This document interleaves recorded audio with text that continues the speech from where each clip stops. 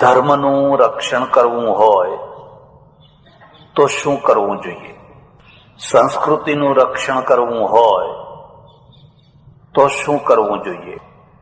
રાષ્ટ્રનું રક્ષણ કરવું હોય તો શું કરવું જોઈએ? આ ત્રણ પ્રશ્નો આપણા સૌના સામે બહુ જોરથી વારંવાર આવે છે. બધા જ એક જ વાત કહે છે, ધર્મનું રક્ષણ કરો, સંસ્કૃતિનું રક્ષણ કરો, રાષ્ટ્રનું રક્ષણ કરો. પણ આ ત્રણેયનું રક્ષણ કરવું હોય તો કરવું શું જોઈએ? માનો કે તમારે ધર્મનું રક્ષણ કરવું છે, શું કરશો? આક્રમક બનશો, હુલ્લડો કરશો, તોફાનો કરશો? જો એવી રીતે થતું હોય તો કરી જુઓ. મારી સમજણ પ્રમાણે ધર્મનું રક્ષણ ત્યારે થતું હોય છે જ્યારે ધર્મમાં સમય પ્રમાણે સતત સુધારો કરવામાં આવતો હોય ત્યારે. બીજાનું નષ્ટ કરેલું અને પોતાનું નષ્ટ કરેલું, આ બેયમાં ફરક છે. તમે પોતે તમારા પોતાની જાતનો નાશ ક્યારે કરો? જ્યારે તમે સુધારા કરવા તૈયાર ન થાઓ ત્યારે. માનો તમારે એક ફેક્ટરી છે, એક મિલ છે, બહુ મોટી મિલ છે, 2000 કારીગરો કામ કરે છે. આવડી મોટી મિલમાં એક અનિવાર્ય વસ્તુ શું હોય છે? એક વર્કશોપ અને ફોરમેન. જો આવડી મોટી મિલમાં કોઈ વર્કશોપ નહીં હોય, કોઈ ફોરમેન નહીં હોય, તો સારામાં સારા મશીનો પણ થોડા દિવસ ચાલીને બંધ પડવા માંડશે. બંધ પડેલા મશીનો છે કે બંધ પડવાની તૈયારીમાં જે મશીનો છે એની અપેક્ષા છે સ્પેર પાર્ટ બદલવાની, એમાં સુધારો કરવાની. સ્પેર પાર્ટ બદલવાની જગ્યાએ તમે એક જ ગુણગાન ગયા કરો કે આ જર્મનીનું મશીન છે, આ જાપાનનું મશીન છે, આ કદી બંધ પડે નહીં, તો લાંબો ટાઈમ તમારી ફેક્ટરી ચાલી નહીં શકે. મેં આજ સુધી એવી કોઈ ફેક્ટરી જોઈ નથી કે જેને વર્કશોપ ન હોય, અને વર્કશોપ એવી હોય જેને કોઈ ફોરમેન ન હોય, એન્જિનિયર ન હોય. તમારી પાસે શરીર છે, અને શરીરને જો લાંબુ જીવાડવું હોય તો શું કરવાનું?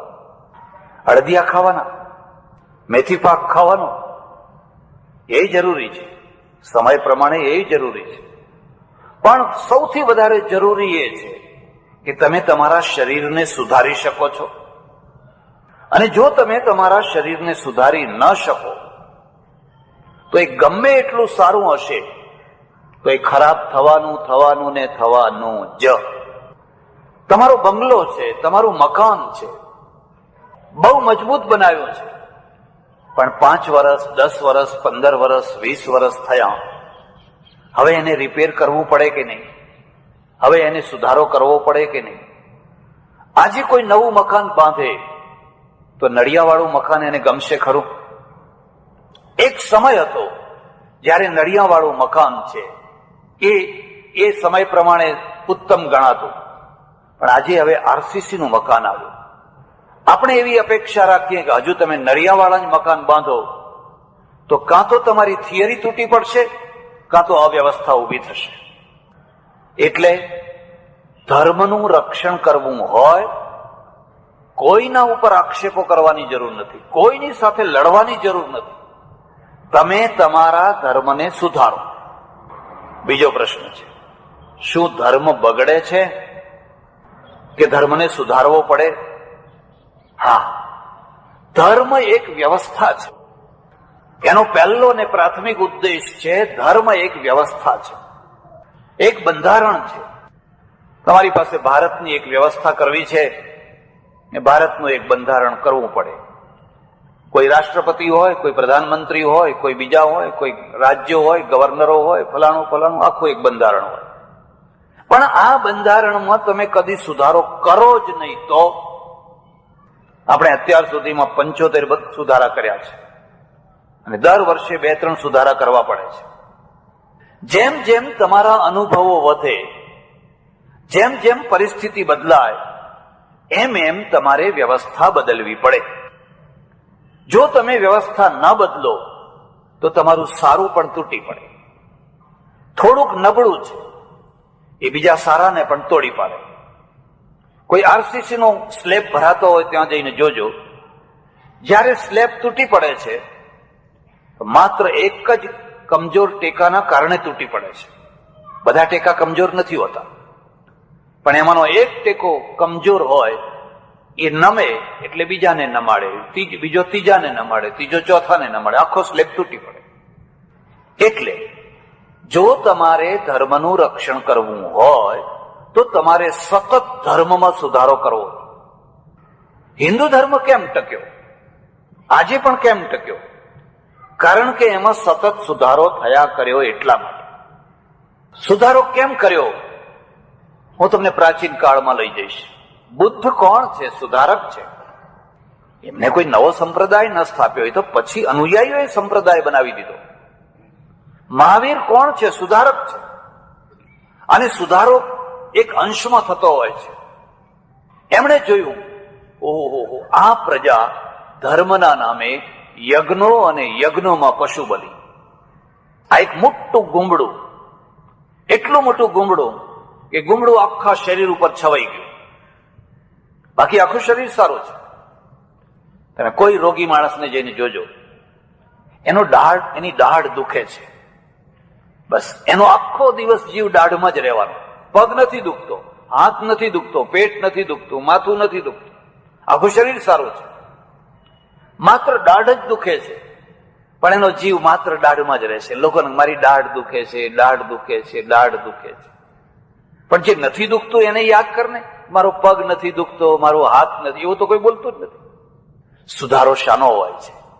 જ્યાં પીડા થતી હોય છે ત્યાં, જ્યાં દુઃખ ઉપડતું હોય છે ત્યાં, જ્યાં અસહ્ય વેદના થતી હોય છે ત્યાં. એમ ધર્મમાં, સમાજમાં, રાષ્ટ્રમાં પણ એક ગુમડું ઉપસી આવતું હોય છે. જો એ ગુમડાને તમે સમય રહેતા સુધારી ના શકો તો આખા રાષ્ટ્રનું ચિંતન એ ગુમડામાં એક તરફ વળી જવાનું. અને એટલે જયારે યજ્ઞના નામે ભયંકર પશુ બલિ થવા લાગી ત્યારે આ એક સુધારો થયો. એક બીજી વાત પણ યાદ રાખજો, અને ખૂબ સારી રીતે યાદ રાખજો. હંમેશા ક્રાંતિ કરનારા સુધારકો ઉપરથી થતા હોય છે, નીચેથી નહીં. બુદ્ધ રાજાનો દીકરો છે, એને કોઈ સમાજની પીડા અસર નથી કરતી. અસર કરતી હોય, એને કરતી હોય તો રાજાનો દીકરો છે. મહાવીર રાજાનો દીકરો છે, એને કોઈ અસર નથી થતી. ગાંધીજીએ અસ્પૃશ્યતાનો સુધારો કર્યો. ગાંધીજીને અસ્પૃશ્યતા ક્યાં નડતી હતી? એ તો વાણિયાના દીકરા હતા, વૈષ્ણવ વાણિયા, એમને કોઈ જગ્યાએ અસ્પૃશ્યતાનું. પણ જેમને અસ્પૃશ્યતા નડતી હતી એમાંથી કોઈ સુધારક પેદા ના થયો, કારણ કે એની પોતાની સ્થિતિ એટલી નીચી છે કે સુધારાની વાત પણ નથી વિચારી શકતા. સ્ત્રીઓ સતી થતી હતી, કોઈ સ્ત્રીઓએ આંદોલન ન કર્યું, અમને સતી થવાનું બંધ કરાવો, બંધ કરાવો, બંધ કરાવો, બંધ કરાવો. સતી થવાનું બંધ કરાવવાનું કામ તો પુરુષોએ કર્યું, કરવું જોઈએ સ્ત્રીઓએ. પણ સ્ત્રીઓની સ્થિતિ એટલી નીચી કે પોતાની જાતના માટે પણ એ આંદોલન નથી કરી શકતી, ચિંતન નથી કરી શકતી, વિચાર નથી કરી શકતી. વિધવા વિવાહ માટે કઈ વિધવાઓએ આંદોલનો કર્યા? ઉલટાના વિધવાઓએ તો વિરોધ કર્યો. મને યાદ છે કે હું નાનો હતો, 19 વર્ષનો, અને મેં વિધવા વિવાહ ઉપર એક કાવ્ય લખેલું અને પછી છપાવ્યું ને વેચ્યું. અને બ્રાહ્મણોની વસ્તી, અને મને કઈ વિધવાઓએ ગાળો દીધી છે? સૌથી વધારે તો વિધવાઓએ ગાળો દીધી. હું આવું તું આવા વિચારો તારા મગજમાં ક્યાંથી આવ્યો? મ્લેચ્છ થઈ ગયો છે, ફલાણું થઈ ગયું છે. વિધવાઓએ કદી વિધવા વિવાહ માટે આંદોલન ના કર્યા. આંદોલન કોણે કર્યા?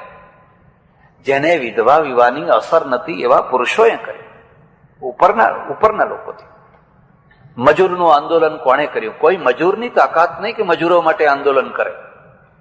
કાર્લ માર્ક્સ છે, પાદરીનો દીકરો છે. માર્ક્સને કોઈ મજૂરી ઓછી મળવાના કારણે કોઈ શોષણનો પોતાને કોઈ પ્રશ્ન નથી. જેને પ્રશ્ન છે એ આંદોલન નથી કરી શકતા. માર્ક્સે આખો ઝંડો ઉપાડ્યો. એટલે આ મુદ્દાને તમે સારી રીતે સમજો. જ્યારે પણ કોઈ પણ સમાજમાં કોઈ ક્રાંતિ થઈ છે, કોઈ મોટો સુધારો થયો છે, ખળભળાટ મચ્યો છે, તો ઉપરનો જે શક્તિશાળી વર્ગ છે એ શક્તિશાળી વર્ગ જ કરતો હોય છે. બાકીનો વર્ગ તો એની પાછળ પાછળ ચાલતો હોય છે. અને એ પરંપરા પ્રમાણે બુદ્ધ જયારે આ સુધારો લઈને આવ્યા, એક ક્રાંતિ લઈને આવ્યા, ત્યારે હું એને સુધારક માનું છું. પછી અનુયાયીઓએ જે રૂપ કર્યું એ વાત જુદી છે, પણ બુદ્ધ પોતે સુધારક છે. અને જ્યારે એમણે સુધારો શરૂ કર્યો, પહેલું એક કહ્યું કે ઈશ્વરને રાજી કરવા માટે પ્રાણીઓને મારવા જરૂરી નથી. ઈશ્વર એવો નથી કે તમે પ્રાણીઓ મારો તો એ તમારા ઉપર રાજી થાય, તમારા ઉપર ખુશ થાય. પછી તો પાછળના ઘણા લોકોએ આ વાત ઉપાડી લીધી, ચાણક્ય ઉપાડી, ઘણા લોકો. પહેલા એક વાત મૂકનારો મળવો જોઈએ, પછી વાત ઉપાડનારા તો ઘણા મળી રહેતા હોય છે.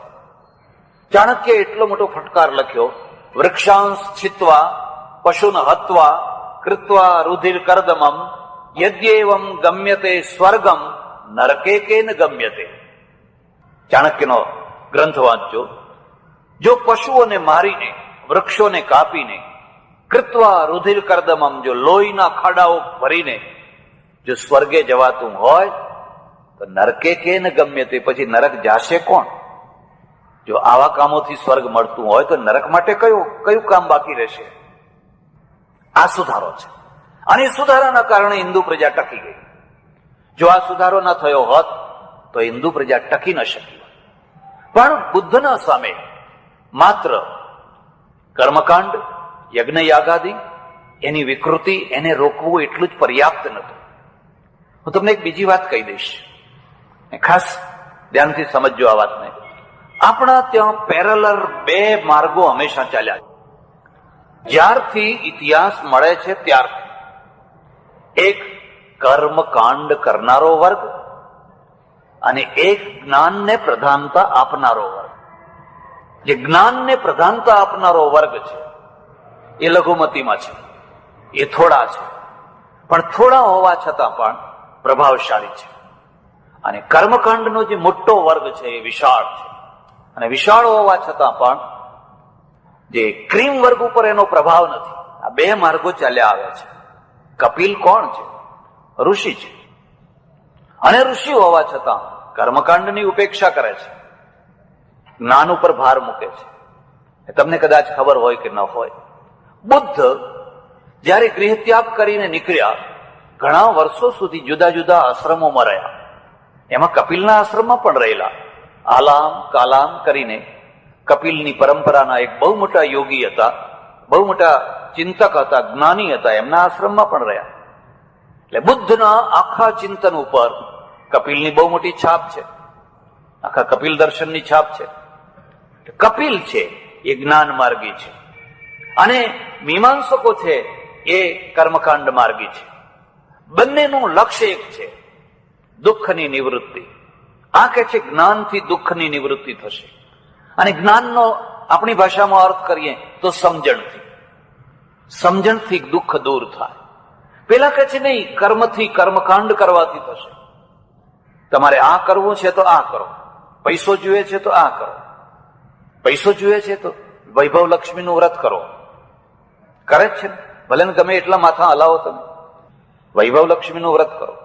વૈભવ લક્ષ્મીનું વ્રત કર્યા પછી પણ જો તમારા ઘરમાં પૈસો ન થતો હોય તો તમારી દશા બેઠેલી છે. દશા બેઠેલી છે એટલે દશામાનું વ્રત કરો. એટલે પછી દશામાં આવ્યા એટલે દશામાનું વ્રત કરો. અને દશામાનું વ્રત કર્યા પછી પણ જો તમારી દશા ના સુધરતી હોય તો વળી એક નવું વ્રત આપી દઈએ છીએ, એક નવું કર્મકાંડ આપી દઈએ છીએ. જરા ઇઝરાયલમાં જઈને પૂછી આવજો, તમે કઈ દશામાનું વ્રત કર્યું હતું, તમે કયું વૈભવ લક્ષ્મીનું વ્રત કર્યું હતું. તો આ આખું સમૃદ્ધિ આવી તો ક્યાંથી આવી? સમજણથી આવી. આરબો પાસેથી આ ભાગ પડાવી લીધો.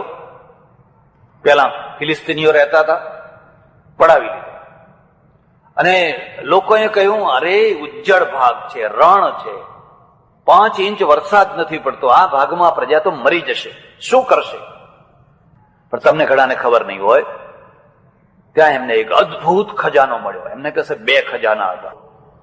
એક ખજાનો એમના મગજમાં અને બીજો ખજાનો ત્યાં 1.5 સરોવર, મૃત સરોવર. ઇઝરાયલની પાસે મૃત સરોવર આવ્યું. આરબોની પાસે હતું, વર્ષોથી હતું, પેઢીઓથી હતું, કશો ઉપયોગ ના કર્યો.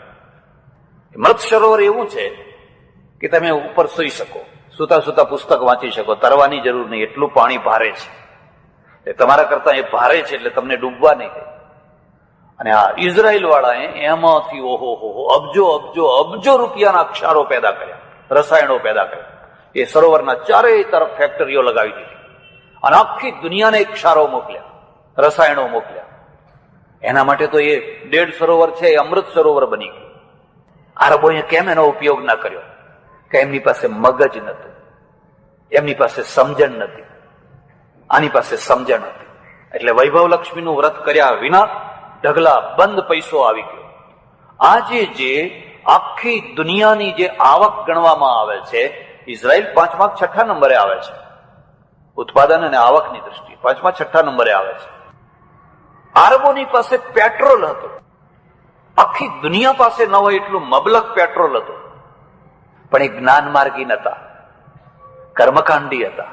એટલે ખજૂર ખાય, તંબુમાં રહે, ઊંટ ચરાવે, બકરા ચરાવે, બિલકુલ નિમ્ન પ્રકારનું જીવન જીવે, બિલકુલ નિમ્ન. કારણ કે કોઈ આવક જ નહીં, શું ખાઈને રહેવું. એમના નીચે સોનું હતું પણ મગજ નતું, અને મગજ નતું એટલે સોના ઉપર બેઠેલા ભિખારી જેવા હતા. ગોરી ચામડી આવી અને ગોરી ચામડીએ સોનું કાઢવા માંડ્યું.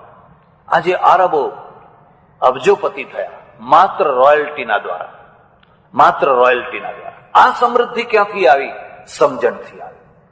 આજે અરબસ્તાનમાં જુઓ તો ગરીબાઈ જોવા ના મળે. અરબસ્તાનમાં ટેક્સ નથી, ટેક્સ ફ્રી દેશ છે, કોઈ પ્રજા ઉપર કોઈ ટેક્સ નહીં. એટલી બધી રોયલ્ટી મળે છે તેલની, એ જ વપરાતી નથી. એટલે બે માર્ગ છે. એકમાં જ્ઞાનની પ્રધાનતા, મસ્તિષ્કની પ્રધાનતા, એકમાં કર્મકાંડની પ્રધાનતા. જ્યારે દુઃખો છે તો દુઃખોની નિવૃત્તિ કયા માર્ગથી કરવી?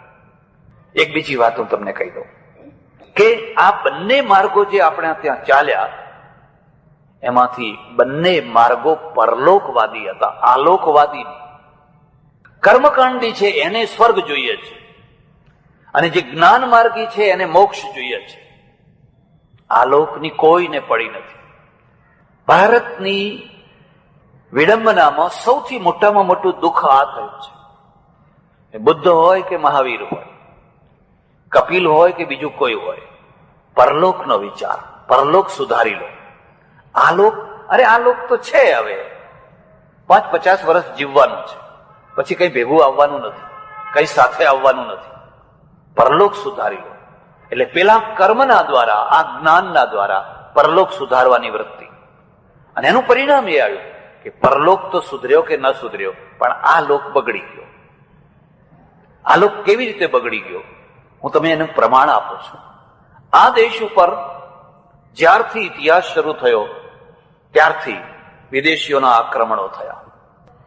વિદેશીઓ ઈસવીસન પૂર્વ 3ય શતાબ્દીમાં, ઈસવીસન પૂર્વ સિકંદર ચડી આવ્યો. પણ સિકંદરના પહેલા 200 વર્ષ સુધી ઈરાનીઓએ રાજ કર્યું. સિંધ ઉપર, ગુજરાત ઉપર, માળવા ઉપર, પંજાબ ઉપર ઈરાનીઓ આવીને રાજ કરતા હતા. આપણે શું કરતા હતા? આપણે એમને હટાવી નતા શકતા, આપણે એમને રોકી નતા શકતા. એનું કારણ શું હતું? પહેલા કોઈ પણ પ્રજાનું ભવિષ્ય માપવું હોય તો એની ક્રીમ વર્ગનું ચિંતન શું છે એ માપવાનું.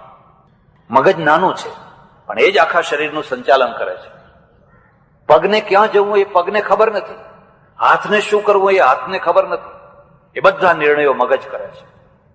પ્રત્યેક પ્રજા પાસે એક મગજ હોય છે, પ્રત્યેક રાષ્ટ્ર પાસે એક મસ્તિષ્ક હોય છે.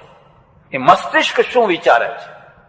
બસ ભારતમાં જે ક્રીમ વર્ગ થયો, હિમાલય તરફ દોડ્યો. બસ હિમાલય તરફ પલાઠી વાળીને બેસી ગયો. અને એ પલાઠી વાળીને જે બેસી ગયો એમાંથી એક નિષ્ક્રિયતા ઉભી થઈ, એક અકર્મણ્યતા ઉભી થઈ, એક એવો વૈરાગ્ય જે વર્તમાન જીવનની ઉપેક્ષા કરે. એટલું જ નહીં, વર્તમાન જીવનની નો તિરસ્કાર કરે. અરે સ્ત્રી માયાજાળ છે, એનું મોઢું જોવું એ પાપ છે. મોઢું ન જોવો તો તમારો મોક્ષ થાય. એટલે મોઢું જોવામાંથી દૂર લોકો દોડવા માંડે. એનો છાંયો નહીં લેવાનો. એવું લખ્યું છે કે જે આસન ઉપર સ્ત્રી બેઠી હોય એ આસન ઉપર બેસવું નહીં. કેમ નહીં તો એ આસનમાંથી કદાચ માયા આવી જાય, કંઈ કહેવાય નહીં. અને એવું કરનારા લોકો છે એ પૂજ્ય થયા, બહુ શ્રેષ્ઠ થયા. સેમ ટાઈમ બરાબર જુઓ, વિકાસ કરનારા દેશો કેવી રીતે ઊંચે આવ્યા. સેમ ટાઈમ તમે જુઓ, પશ્ચિમના લોકો દરિયા તરફ દોડ્યા, આપણે હિમાલય તરફ દોડ્યા. કારણ કે ઉપદેશ જ એવો હતો, ઉપદેશ જ એવો હતો. અને પેલા બધા દરિયા તરફ દોડ્યા અને દરિયો ડખોળવા માંડ્યા. સદીઓ સુધી દરિયો ડખોળ્યો. અને એ દરિયો ડખોળનારા જે હતા એને પુશિંગ કોનું હતું? પ્રજાને, રાજાને, વેપારીઓને, ધર્મગુરુઓને, બધાનું પુશિંગ હતું. તમારે ત્યાં દરિયો ડખોળનારો હતો વર્ગ, પણ કોઈનું બેકગ્રાઉન્ડ પુશિંગ નહીં. પાછળથી કોઈ ખારવા, પાપી પાપી પાપી પાપી. હમણાં મને એક વેરાવળના ડોક્ટર મળ્યા, મારા થોડા ઓળખીતા. અને વાતમાં મેં વાત પૂછી. મેં કહ્યું, વેરાવળમાં સારામાં સારી પ્રજા કઈ? મને કે ખારવા. શું વાત કરો છો? વાણિયા નહીં, બ્રાહ્મણ નહીં, ફલાણા નહીં, ફલાણા નહીં, ફલાણા નહીં, ખારવા. મને કે હા, ખારવા. કેવી રીતે? મને કે એના ઘરમાં કોઈ માદું થાય, દવા લેવા આવે, અમે એને કહીએ કે ભાઈ તારે દાખલ થવું પડશે, 5 દિવસ હોસ્પિટલમાં રહેવું પડશે, તરત દાખલ થઈ જાય. 5 દિવસ થાય અને અમે કહીએ કે હવે તું સારો થઈ ગયો, ઘેર જા. કે ના, 2 દિવસ રાખને, મને 2 દિવસ રાખને, શું ઉતાવળ છે, 2 દિવસ વધારે રહે. પછી એને બિલ આપીએ, 700 રૂપિયાનું બિલ થયું હોય, એને બિલ આપીએ એટલે 700 રૂપિયા આપીને ઉપરથી 50 રૂપિયા વધારે આપે. મને કે મહારાજ, હું તો તમારી અસરમાં આવેલો, એટલે હું કોઈનો વધારે પૈસો ના લઉં. એટલે હું કહું ના, મારે આ પૈસા ના જોઈએ. તો કે ના, હું આપું છું ને, તું લે ને, તે મને હારો કરી આપ્યો, તું લે ને. એમ કે હું ના લઉં તો છેવટે મારા છોકરાને આપે, મારા છોકરાના હાથમાં 50-100 રૂપિયા વધારાના આપે અને પછી એ જાય. બિલકુલ ભોળી પ્રજા, બિલકુલ સીધી પ્રજા. હા, પછી મને કે કોઈ વાણિયા આવે. હવે હું હજુ બોલ્યો નથી, તમે હસવા માંડ્યા. એ કે અમારો કસ કાઢે. તો મેં કહું, ભાઈ મને એવો જ અનુભવ થયો છે. મારે કંઈક જવાનું હોય અને સામે જો મને ખાતરી થઈ જાય કે આ મારો કસ કાઢશે, કીધું મને એવા અનુભવ છે. બધાના એવા નહીં, પણ મોટા ભાગે. મને કઈ વાણિયા આવે અને એમને કહીએ કે તમે દાખલ થઈ જાઓ, એટલે કે શું ઉતાવળ છે, 2 દિવસ જોઈએ, જો ઘરમાં સારા થતા હોય તો દાખલ થવાની જરૂર નહીં. પછી 2 દિવસ પછી જયારે વધારે બગડે પછી દાખલ થાય. 3 દિવસ થાય એટલે કે હવે રજા આપો ને, હવે રજા આપો ને સાહેબ, હવે રજા આપો ને. કારણ કે જેટલા પહેલા જાય એટલો ચાર્જ ઓછો થાય. પછી અમે રજા આપીએ અને બિલ આપીએ એટલે તરત જ પછી કસર કાઢે. સાહેબ ગરીબ માણસ, કંઈક સમજો, કંઈક. ગરીબ ના હોય, પાછા ગરીબ પેલો છે, ગરીબ ના હોય એટલે મારે વળી પાછા એમાંથી 50-100 ઓછા કરવા પડે. તો મને કહો આ 2 માંથી કોણ સારું? આ વાતને સારી રીતે યાદ રાખજો. અને હું પાંડુરંગ શાસ્ત્રીને ખૂબ ધન્યવાદ આપું છું. એમણે આ ખારવાઓને પકડ્યા, વાઘરીઓને પકડ્યા. જે ઉપેક્ષિત વર્ગ હતો, તિરસ્કૃત વર્ગ હતો, એનો એમને સ્વીકાર કર્યો. સ્વીકાર કર્યો એટલું જ નહીં, ધંધો છોડાવ્યા વિના સ્વીકાર કર્યો. એવું ના કહ્યું તમે આમ દરિયામાં જવાનું બંધ કરો, એવું ના કહ્યું. એનું એક ભજન છે, જેના હાથમાં છે જાળ, મુખે સંધ્યા ત્રિકાળ, નાત જાત માછી મારોની કઈ હલકી નથી, એમ કરીને એક ભજન છે. એ ઝાડ બરાબર છે. ગીતામાં આવો, ગીતા છોડવાનું કે છે. ગીતા શું કે છે? સહજમ કર્મ કૌંતેય સદોષમપી ન ત્યજેત સર્વારંભા હિ દોષેણ ધૂમે નાગ્નિરિવાવ્રતા. હે કૌંતેય, તારું જે સહજ કર્મ હોય તું કર્યા કર. એમાં દોષ હોય તો સદોષમપી ન ત્યજેત, એમાં તને દોષ દેખાતો હોય તો પણ તારે એ કર્મ નહીં છોડવાનું. સર્વારંભા હિ દોષેણ ધૂમે નાગ્નિરિવાવ્રતા. અર્જુન, એવું કોઈ કર્મ નથી કે જેમાં દોષ ન હોય. જેમ ધુમાડા વિનાની અગ્નિ ન હોય, એમ દરેક કર્મમાં કંઈક ને કંઈક ઉધાર પક્ષ રહેવાનો ને રહેવાનો જ. એનું જમા પક્ષ જોવાનું, જમા પાસું કેટલું મોટું છે એ જોવાનું. આ ગીતા છે. પણ ગીતાની વાત એક તરફ રહી ગઈ અને આપણે કહ્યું પાપી પાપી પાપી પાપી. એના 2 ભયંકર પરિણામ આવ્યા. એક પરિણામ એ આવ્યું કે તમે દરિયા ખેડૂતોમાંથી કોઈને વાસ્કોડી ગામા ના બનાવી શક્યા, કોઈને કોલંબસ ના બનાવી શક્યા, કોઈને અલ્બાકર્કી ના બનાવી શક્યા. બાકી તમારી પાસે તો કેટલો મોટો દરિયો ને કેટલા સાગર ખેડૂઓ હતા. એ સાગર ખેડૂઓની પાછળ પ્રજા નથી, વેપારીઓ નતા, રાજા નતા, ધર્મગુરુઓ નતા, બધા એના વિરોધી હતા. એટલે પેટ ભરવા માટે દરિયામાં કામ કરતા. એક આ મોટું નુકસાન થયું. નહીં તો ઓસ્ટ્રેલિયા ઉપર તમારો ઝંડો હતો. અંદામાન ને નિકોબાર તો અંગ્રેજોએ આપણને આપ્યા, આપણને તો ખબર જ નથી. સેમ ટાઈમ આપણે અભડાવા લાગ્યા દરિયાથી. દરિયાથી દૂર ખસો, દરિયામાં ના જવાય, દરિયામાં ના જવાય, મ્લેચ્છ થઈ જશો, અભડાઈ જશો, વટલાઈ જશો. તો ક્યાં જવાય? હિમાલયમાં જાઓ, હિમાલયમાં જાઓ, હિમાલયમાં જાઓ. અને હિમાલયમાં જનારો માણસ પૂજ્ય બન્યો, દરિયામાં જનારો માણસ વટલાઈ ગયો. ઉલટું થયું પશ્ચિમમાં. પશ્ચિમમાં શું થયું? આલ્પ્સમાં કોઈ ના ગયું, જે ગયા એ બધા દરિયામાં ગયા. અને એમાંથી કેટલા વાસ્કોડી ગામાઓ પેદા થયા, કેટલા કોલંબસો પેદા થયા. એમણે શું કર્યું? કોલોનીઓ બનાવી દીધી, આખી દુનિયા ઉપર ઝંડો ફેરાવ્યો. આપણે એ ના કરી શક્યા. જરા વિચાર કરો, શું ખૂટતું હતું? બીજું નુકસાન શું થયું?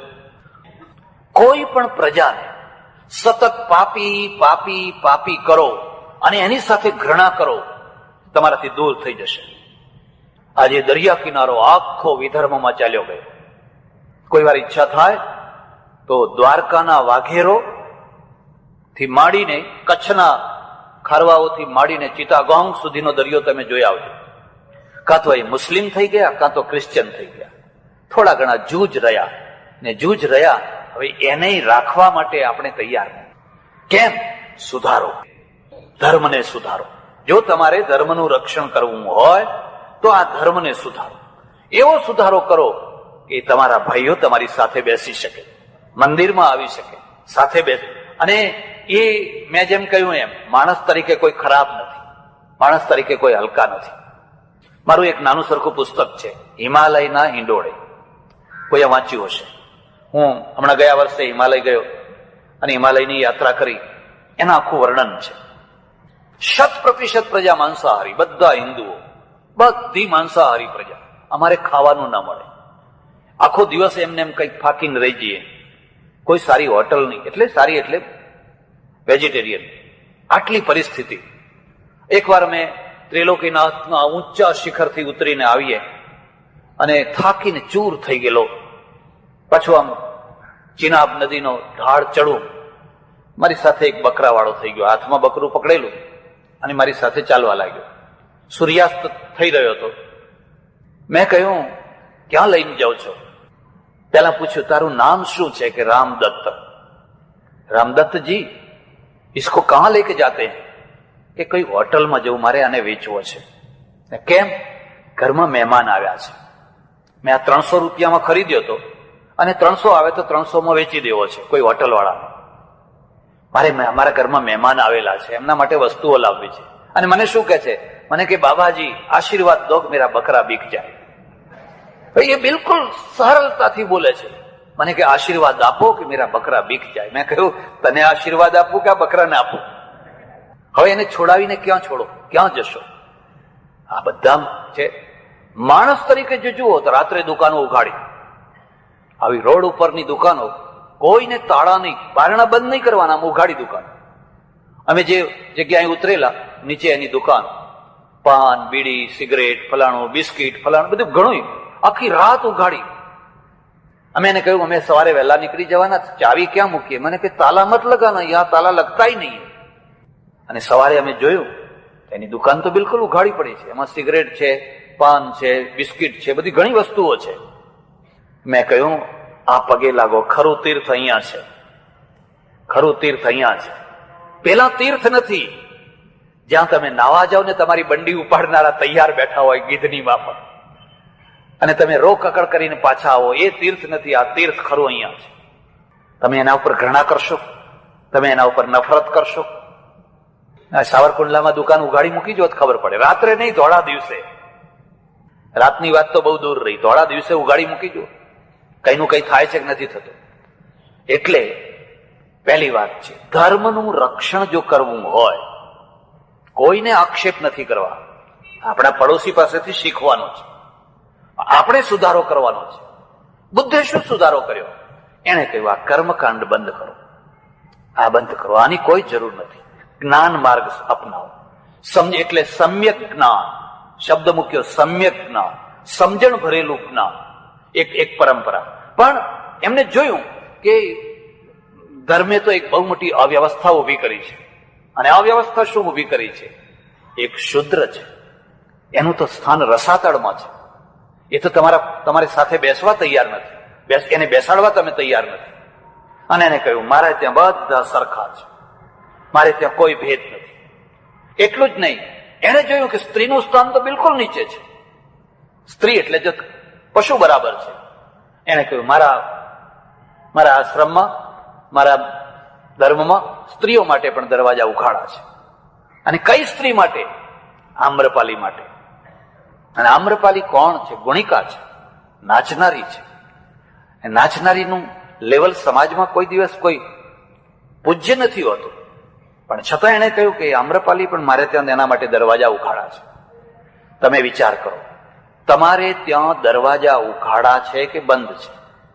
જેના દરવાજા ઉઘાડા છે એનો વિકાસ થશે કે જેના દરવાજા બંધ છે એનો વિકાસ થશે? જેને પોતાના સગા ભાઈઓ માટે દરવાજા બંધ કર્યા છે એનો વિકાસ થશે કે જેને બધાના માટે દરવાજા ઉઘાડા મૂક્યા છે એનો વિકાસ થશે? તમે કોનું રક્ષણ કરવા માંગો છો? આ દરવાજામાં બારીઓ હજુ બંધ કરવા માંગો છો? પણ બુદ્ધ છે, એને જે વ્યવસ્થા કરી એ સનાતન નથી.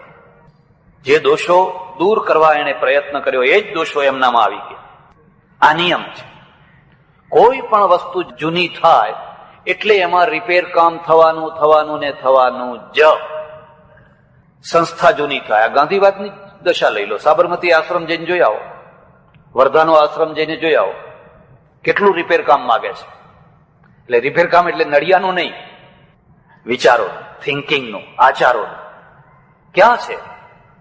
બુદ્ધનું તો ઘણો ટાઈમ ચાલ્યો, ગાંધીજીને તો બહુ જલ્દી અકાળ મૃત્યુ કરી નાખ્યું. અકાળ મૃત્યુ 25-50 વર્ષે ના ચાલવા દીધું. કેમ? સુધારો ના કરી શકાયો, રિપેરિંગ કામ ના થઈ શક્યું. એક તરફ જોડથી પકડીને વળગી રહેનારા માણસો નીકળ્યા અને બીજી તરફ વટાવી ખાનારા માણસો નીકળ્યા. અને વટાવી ખાનારા માણસોએ જોયું કે આ તો બહુ સારી વાત છે. એકવાર એવું થયેલું, એક સભામાં એક મંત્રી આવેલા અને મારે થવાનું, અને ખબર નહીં મંત્રીને શું સૂઝ્યું કે એમણે માઇક ઉપર જ ભગવા કપડા ઉપર આક્ષેપ કરવા માંડ્યા. અને બરાબર છે, એમાં ઘણા દોષો છે, હું એમ સ્વીકાર કરું છું. પણ એમને માઇક ઉપર જ કહેવા માંડ્યું કે આ ભગવા કપડા અહીંયા દેશનું સત્યાનાશ વાળ્યું, ફલાણું કર્યું, આ કર્યું, તે કર્યું, આમ કર્યું, તેમ કર્યું. અને પછી મારો વારો આવ્યો ને મને કોણ જાણે કેમ કોઈ વાર ભૂતી ચડે છે. હનુમાન આવે ને, હનુમાનનો આવેશ આવી જાય. ને મેં કહ્યું ભાઈ ભગવા કપડાએ ઘણું નુકસાન કર્યું હશે, હું માનું છું, પણ સેંકડો વર્ષથી આટલી બધી બદનામી વચ્ચે પણ આ કપડું હજુ પૂજ્ય રહ્યું છે. આટલા બધા વર્ષો પછી, આટલા ડાઘો લાગ્યા પછી પણ આ કપડું હજુ પૂજ્ય રહ્યું છે. ખાદીને કોણ હવે પૂજ્ય માને છે? તમે ખાદીની તો વાત કરો, તમારી શું દશા છે? કોઈને જેને પૂછી આવજો. તમે તો બહુ 25 વર્ષમાં જ આખી વસ્તુને ડૂબાડી દીધી. અને લોકોએ કઈ તાલીઓ પાડી, કઈ તાલીઓ પાડી, કઈ તાલીઓ પાડી. હવે પેલો દાંત કચકચાવે, અમે બાવા છીએ. અમારે ક્યાં ફેક્ટરી ખોલવી છે, દુકાન ખોલવી છે, તમારી પાસે કોઈ પરમિટ લેવા આવીએ, કઈ લેવા આવીએ? એટલે સતત સુધારાની જરૂર. બુદ્ધનો સુધારો, અંતે વૃદ્ધાવસ્થા આવી અને એ વૃદ્ધાવસ્થામાં એ સંપ્રદાય આખો બગડી ગયો, સુધારો ન થઈ શક્યો. અને સુધારો ન થઈ શક્યો એટલે જ ઘડપણ આવે. તમે તમારા શરીરને સુધારો. 80 વર્ષે પણ તમે જુવાન દેખાશો, 100 વર્ષે પણ તમે સારી રીતે રહી શકશો. શું કારણ છે? એક માણસના 70 વર્ષે દાંત હોય છે, સારું દેખાય છે, સારું સંભળાય છે. એક માણસ 50-55 તો દાંત વિનાનો થઈ જાય છે, બોખો થઈ જાય છે. અને પછી એક જ વાત કહે કે એના પૂર્વના કર્મ એવા હતા એટલે દાંત પડી ગયા. પૂર્વના કર્મ નતા, એ ચા પીને ઉપર ઠંડુ પાણી પીતો હતો, એટલે ગરમ અને ઠંડુ બે ભેગું કર્યા કરતો હતો અને એના કારણે દાંત પડી ગયા. દાંતોની કાળજી ના રાખી, દાંત પડી ગયા. તમે વર્તમાનમાં એનું સંશોધન નથી કરતા, કંઈક ને કંઈક બીજે કંઈક મૂકી દો છો. અને પછી આપણે ત્યાં સંતો આવ્યા, બહુ મોટા સંતો આવ્યા. ગુરુ નાનક દેવ આવ્યા, કબીર આવ્યા. આ કોણ છે? કોઈ સંપ્રદાય સ્થાપનારા નથી, આ સુધારકો છે, આ ફોરમેન છે, વર્કશોપના ફોરમેન છે. આખી મિલ ચાલે છે, આખી ફેક્ટરી ચાલે છે. મશીન જૂના થઈ ગયા છે, ખડખડ ખડખડ ખડખડ ખડખડ. એક તરફ મુસ્લિમો આવ્યા અને ઇસ્લામની સામે આ ટકી નથી શકતા. ઇસ્લામનો એકેશ્વરવાદ, ઇસ્લામનો જે ભ્રાતૃ પ્રેમ, ઇસ્લામની જે સમાનતા, એમાંનું કઈ નહીં. અહીંયા એકેશ્વરવાદ નથી. તળાવની પાળ ઉપર જઈને જુઓ તો દેરીઓ દેરીઓ દેરીઓ દેરીઓ. અને અમારા ગામમાં આ દશા, હું જે ગામમાં રહું એની પણ આ દશા. પછી 2-3 વર્ષ થાય એટલે એક દેરી બનાવવાના. હું કહું શું કામ, હવે ઘણી થઈ ગઈ. મને કે ના મહારાજ, આ તો આ ભગવાન તો કરવા જ પડે. અને પછી આરતી નહીં, પૂજા નહીં, દીવો નહીં, ધૂપ નહીં, દેવી કરી દીધી. બસ અધૂરામાં કઈક કામ બાકી હોય તો કૂતરા પૂરું કરે, પછી બાકી કશું જ નહીં. હવે કરો દેરીઓ, બધી લાઈન સર દેરીઓ કરો. પ્રજા ગૂંચવાઈ ગઈ. પેલા આવ્યા, એમાં ખાસ કરીને સૂફીઓ. જે સૂફીઓ હતા એ કોઈ જનૂની નતા. દરેકમાં બે માર્ગો, બે હોય છે. આપણે ત્યાં સંતો ઉદાર, આચાર્યો જનૂની, આચાર્યો રિઝર્વ. આનું ના અડાય, આને ના અડાય, આનું ના ખવાય, આનું ના પીવાય. બીજી તરફ સાધુ સંતો જુઓ તો સંતો ઉદાર. નરસિંહ મહેતા હરિજનનો પ્રસાદ લેવા જાય, એ સંત છે. પણ દ્વારકાની ગાદી ઉપર બેઠેલા શંકરાચાર્ય ના જઈ શકે. બ્રાહ્મણ સિવાય કોઈનું પાણી પીવા ના તૈયાર, કોઈની રસોઈ ના ખાવા તૈયાર. બે આ ભેદ છે, બે ભેદ છે. મુસ્લિમોમાં પણ જે મૌલાના છે, જે મૌલવી છે, એ બધા સંકુચિત. પણ જે સૂફીઓ છે એ બહુ ઉદાર.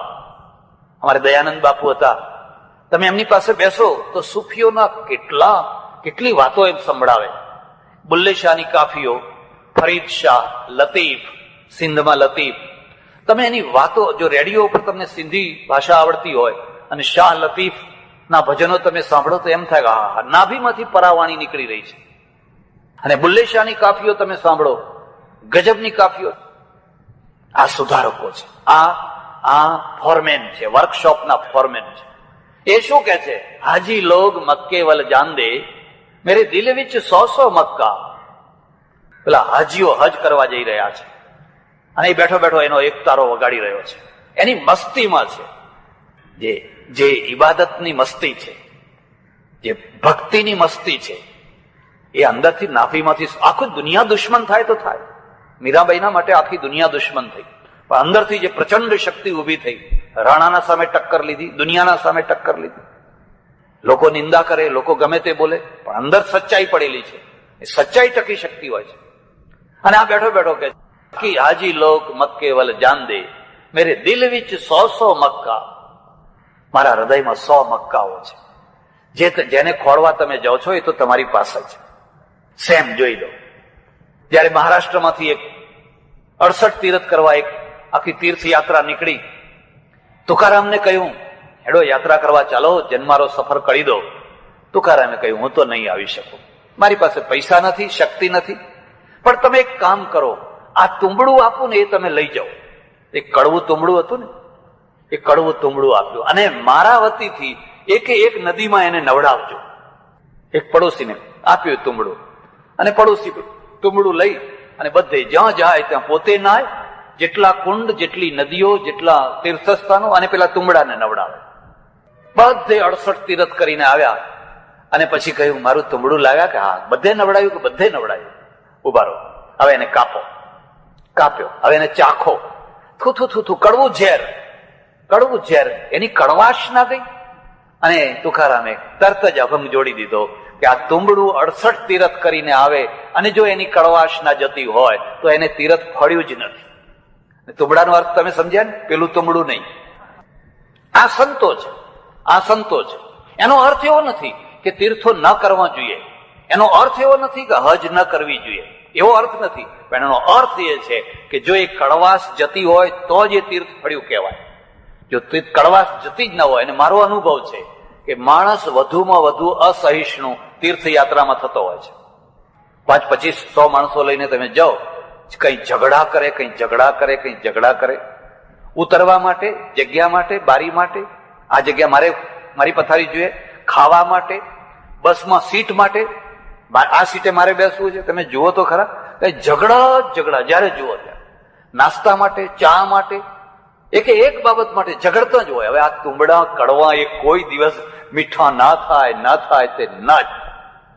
આ નથી પ્રવાસીઓ કે આ નથી યાત્રાળુઓ, ત્યારે આ માત્ર ફર્યા છે, ફરવા નીકળેલા છે, ચર્ચા નથી કરવી. પણ કબીર થયા. અને કબીર કોણ છે? કોઈ ધર્મગુરુ નથી. પાછળના લોકોએ એને ધર્મગુરુ માની લીધા. કબીર તો એક સુધારક છે, એક સુધારક છે. અને કોનો સુધાર કરે છે? બસ કાશીમાં રહે છે. કાશીમાં સુલતાનોનું રાજ્ય છે, હિન્દુઓનું રાજ્ય નથી, મુસ્લિમોનું રાજ્ય છે. અને બહુ કટ્ટર લોકોનું રાજ્ય છે. એક તરફ પંડિતોની કટ્ટરતા, એક તરફ મૌલવીઓની કટ્ટરતા, બેયના વચ્ચે આ કોણ માણસ છે? બ્રાહ્મણના ઘરમાં જન્મ્યો નથી, ક્ષત્રિયના ઘરમાં જન્મ્યો નથી, બુદ્ધની માફક કોઈ રાજાનો દીકરો નથી કે એને બેકગ્રાઉન્ડ મળ્યું હોય. આ તો ત્યજી દીધેલું બાળક છે, કોઈનું છોડી દીધેલું બાળક છે. આપણે ગુજરાતીમાં કહીએ કે આ તો કોઈનું પાપ છે. અને છોડી દીધેલું બાળક, એક નીરુ ને નિશા, આ બે મુસ્લિમ દંપતી સંતાન વિનાની જાય અને એને ઉપાડી. ભગવાને અમને સંતાન આપ્યું, સંતાન આપ્યું, સંતાન આપ્યું. અને છોકરાને ઉછેરીને મોટો કરે. રિસર્ચ કરજો, એને કયો સત્સંગ મળ્યો, કયા સંસ્કાર મળ્યા, શું એને મળ્યું, રામ રામ એને આવડ્યું ક્યાંથી, કોણે એને રામ રામ શીખવાડ્યું. અને કબીરને લખવું પડ્યું, કબીરા તેરી ઝોપડી ગલકટ્ટોं के पास करेगा सो पाएगा તું ક્યું ફિરે ઉદાસ. પડોશી બધા એવા, સવાર થાય ને ગાળો બોલે, ઝઘડા કરે, બકરા વગેરે કાપે. પડોશીઓ બધું ત્રાસી ગયો. એમાંથી આ સ્ફુરણા થઈ, કબીરા તેરી ઝોપડી ગલકટ્ટોं के पास જો કરેગા સો પાએગા તું ક્યું ફિરે ઉદાસ. આપણે એક એવી માન્યતા લઈને બેઠા છીએ કે મહાન પુરુષના ત્યાં મહાન પુરુષ જન્મે, સારા ઘરમાં સારું બાળક જન્મે. અપવાદ. અને રાણા પ્રતાપના ત્યાં બીજો રાણા પ્રતાપ પેદા ના થયો. ગાંધીજીના ત્યાં કોણ, અત્યારે ખબર જ નથી કે એમના કેટલા છોકરાઓ ક્યાં રહે છે, શું કરે છે. બિલકુલ નોર્મલ સામાન્ય માણસ થઈ ગયા. આ એક માન્યતા કે ભાઈ દૈવી. અને મારે તો એવું માનવું છે કે મોટા ભાગે અત્યંત ધર્મચુસ્ત માણસો હોય છે ને, એમના ત્યાં વંઠી ગયેલા છોકરા જન્મતા હોય છે. રિસર્ચ કરજો, એનું એક કારણ હોય છે. એનું કારણ એવું હોય છે કે બચપણથી જ એમના ઉપર એ ત્રાસ કરતા હોય. આમ કર, નાવું પડશે, સંડાસ જઈને આવ્યો, નહીં લે, હાથ ધોઈ નાખ, આમ ના થાય, આમ ના થાય, આમ ના થાય. અને છોકરાના અંદર એક વિદ્રોહ વૃત્તિ જાગતી હોય છે. એના મનમાં એક જ ઈચ્છા હોય છે કે આ બધામાંથી હું ક્યારે છૂટું, ક્યારે છૂટું. ને જ્યાં એની પોતાના પગ ઉપર એ તૈયાર થયો, એ વિદ્રોહ કરી દેતો હોય છે. પછી તમારા ઘરમાં ડુંગળી ના ખાવાતી હોય તો એ લારી ઉપર જઈને ડુંગળી ખાવાની. અને પછી ડુંગળી જ નહીં ખાવાનો, પછી બધું ખાવાનું. તમારા ઘરમાં જેમ તમારો જય જયકાર કરો, પણ તમારા અતિશય નિયંત્રણના કારણે આ છોકરું બગડ્યું છે. એનો અર્થ એવો નથી કે તમે તમારા બાળક ઉપર કોઈ નિયંત્રણ ના રાખો. એનો અર્થ એ છે કે તમારા બાળક ઉપર જુલમ ન કરો, નિયંત્રણનું જુલમ ન કરો. નહીં તો એ વિદ્રોહ કરી થશે. એને પ્રેમથી કેળવો, એ પોતે જ એની મેળે સ્વીકાર કરે એવી રીતે એનું ઘડતર કરો. નહીં તો તમારું કઠોર નિયંત્રણ એમાં રિએક્શન ઉભું કરશે. અને રિએક્શન ઉભું થતું હોય છે. એટલે કબીર થયા. અને કબીરે લોકોને કહ્યું, એકેશ્વર, એક બ્રહ્મ, એક બ્રહ્મ, એક બ્રહ્મ. એક પાદરીનો બીબીસી ઉપર ઇન્ટરવ્યુ આવ્યો, મારા સાંભળવામાં આવ્યો. અને બીબીસી વાળાએ એને પૂછ્યું કે તમે 30 વર્ષથી રાજસ્થાનમાં રહી અને ગામડામાં પ્રચાર કરો છો, તમને હિન્દુ ધર્મ પાસેથી શું મળ્યું? અને પેલો પાદરી કહે છે, મને હિન્દુ ધર્મ પાસેથી, ખાસ કરીને કબીર પાસેથી ઘણી સારી વાતો મળી. શું? અને કહે છે, કબીરનો એક દોહો, સબ ધરતી કાગજ કરું, કલમ કરું બન રાય, સબ સમુદ્ર સ્યાહી કરું, હરિગુણ લિખ્યો ન જાય. અસિતગીરી સમન્સ્યા કજ્જલમ સિંધુ પાત્રે, સુરતરુવર શાખા લેખિની પત્ર મુરવી, લિખતી અધિગૃહિત્વા શારદા સર્વકાલમ, તદપિ તવ ગુણાનામીશ પારમ ન યાત. આ કબીરનો એકેશ્વરવાદ છે. એક બ્રહ્મ, એક પરમેશ્વર, એક પરમાત્મા. અને એણે કહ્યું, હરકો ભજે સો હરકો હોય, જાત પાંત પૂછે નહીં કોઈ, હરકો ભજે સો હરકો હોય.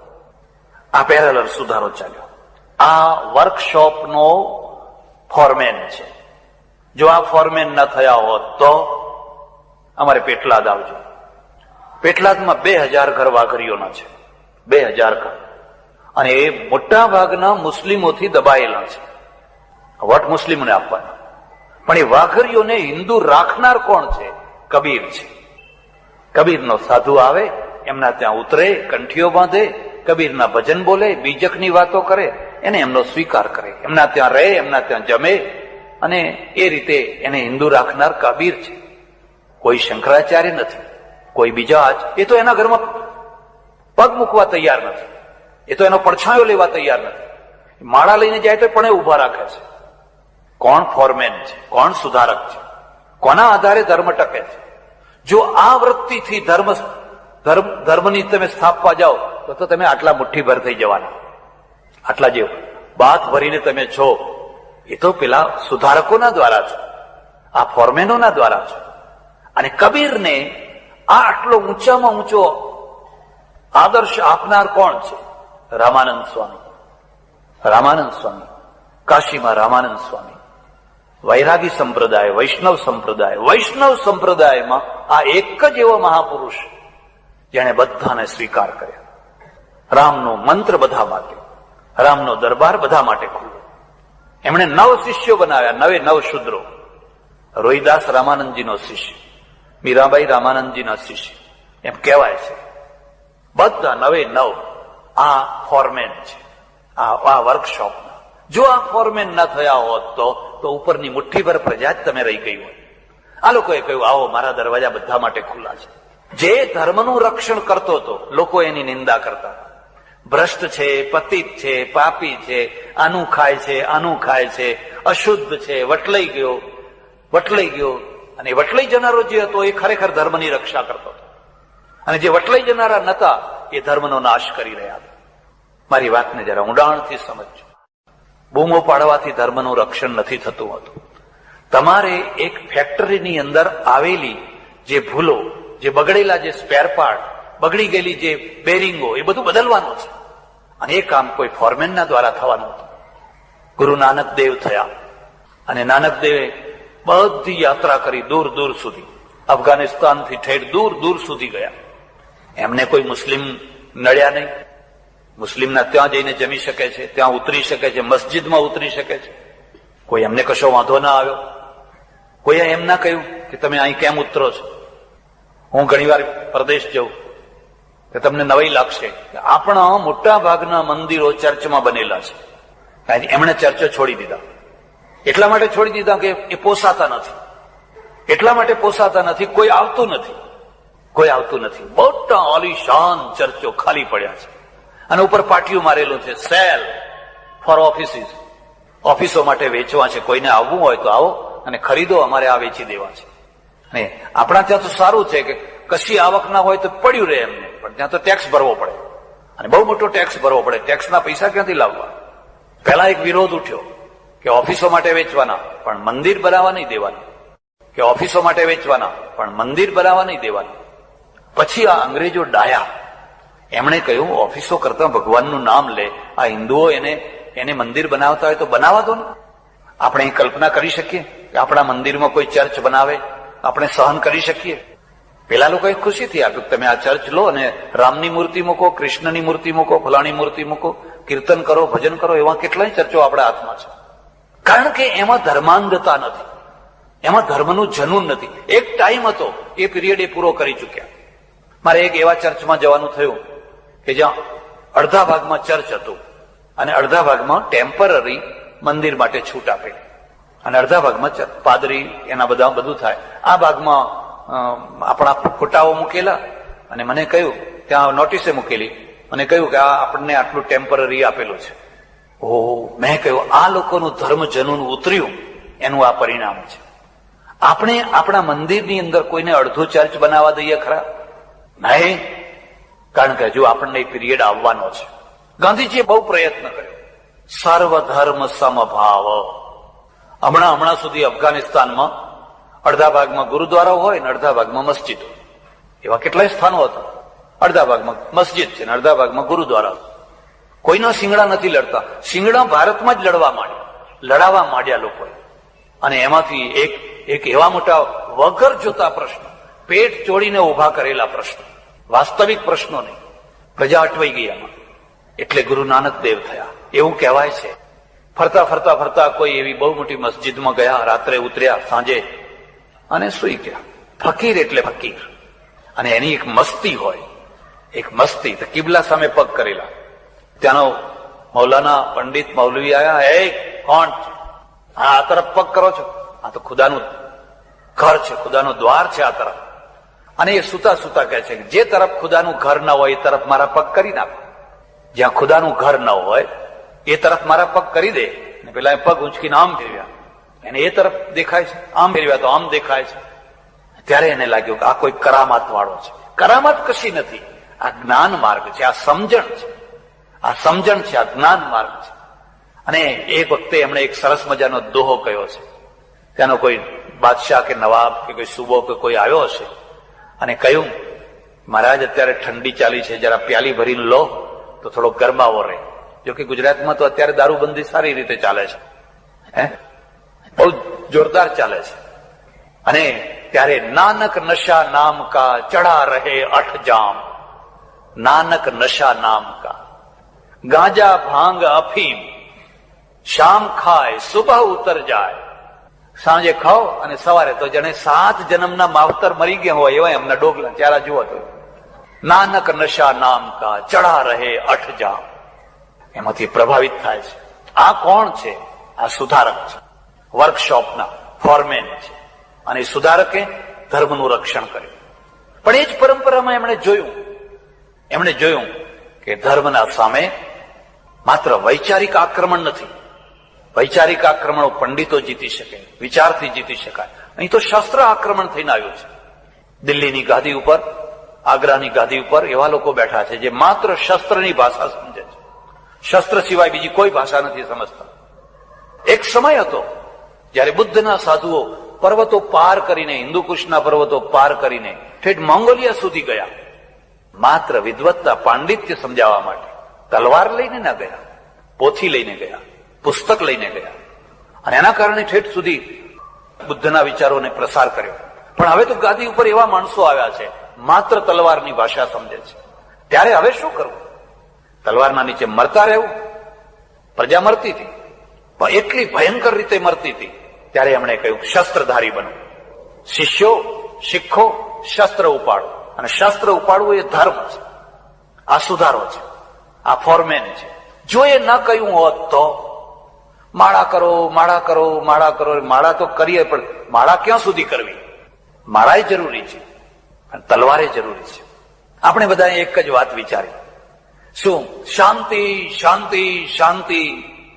કેવી રીતે? કબૂતર ઉડાડો, કબૂતર ઉડાડો, કબૂતર ઉડાડો. ભાઈ કબૂતર તો ઉડાડ્યા, પણ ઉપર બાજ ફરે છે. જોયો તમે? ઉપર બાજ ફરે છે. એ તો કબૂતરને પકડી લેશે બળ દઈને. તો બીજું ઉડાડો, ત્રીજું ઉડાડો. ત્યારે એમ સમજવાનું કે આ જડતા છે, આ થિયરિકલ જડતા છે. હવે કોઈ ફોરમેનની જરૂર છે. જો ફોરમેન નહીં મળે, જો વર્કશોપમાં સ્પેર પાર્ટ બદલવામાં નહીં આવે, તો આ કબૂતરો ઉડાડવાથી શાંતિ નહીં મળે. શાંતિ ક્યારે મળશે? સવાયા બાજ પેદા કરો. પેલો ઉપર જે બાજ ફરે છે ને એના કરતા 1.5 બાજ પેદા કરો, એટલે પેલા આપોઆપ એના માળામાં જતા રહેશે. ના, ભીખ માગવાથી સંધિ નથી થતી હોતી. ઇઝરાયલ ક્યાં ભીખ માગે છે? પૈસા આપ, સંધિ કરો, સંધિ કરો, સંધિ કરો. આપણે ઉતાવળા થયા છે. શરત એટલી છે કે તમે 1.5 બાજ પેદા કરી શકો છો. અને એ કામ ગુરુ ગોવિંદસિંહજીએ કર્યું. એણે કહ્યું મારે તો માણસને મર્દ બનાવવો છે. આ નમાલી પ્રજા, આ વિકણ પ્રજા, કાયર પ્રજા, આ દબ્બુ પ્રજા માર ખાઈ એતી માર પડી. એમને એક જગ્યાએ લખ્યું છે એટલી માર પડી, એટલી માર પડી. આટલી માર પછી પણ આ પ્રજા જાગી નહીં. બસ એક જાગૃતિ. અને જાગૃતિમાંથી પ્રજાને કહ્યું એક ઘોડો રાખો, એક શસ્ત્ર રાખો, તમે સોલ્જર બનો, તમે સૈનિકો બનો. અત્યારે મારા દેશને, મારા ધર્મને સોલ્જરની જરૂર છે, સૈનિકની જરૂર છે. આપણા ત્યાં સંદેશો હતો, પણ એ સંદેશો દબાઈ ગયો. રામ અને લક્ષ્મણ 14 વર્ષ વનમાં ફર્યા. સીતાજીને લઈને એકલો પુરુષ ગમે ત્યાં ફરી શકે, રૂપાળી સ્ત્રીને લઈને ના ફરી શકે. રાક્ષસોના વચ્ચે ફર્યા. કોઈની તાકાત નહીં સીતાજીના ઉપર આંખ ઉપાડી શકે. કારણ જાણો છો? રામના ખભા ઉપર ધનુષ બાણ પડેલું છે, લક્ષ્મણના ખભા ઉપર ધનુષ બાણ પડેલું છે. જો એ ધનુષ બાણ ન હોત તો સીતાજીને લઈને ફરી ન શક્યા હોત. આપણે શસ્ત્રધારી હતા, બધા શસ્ત્રધારી હતા, પણ પછી એ છોડી દીધું, બધે છોડી દીધું. અહિંસા, અહિંસા, અહિંસા, અહિંસા.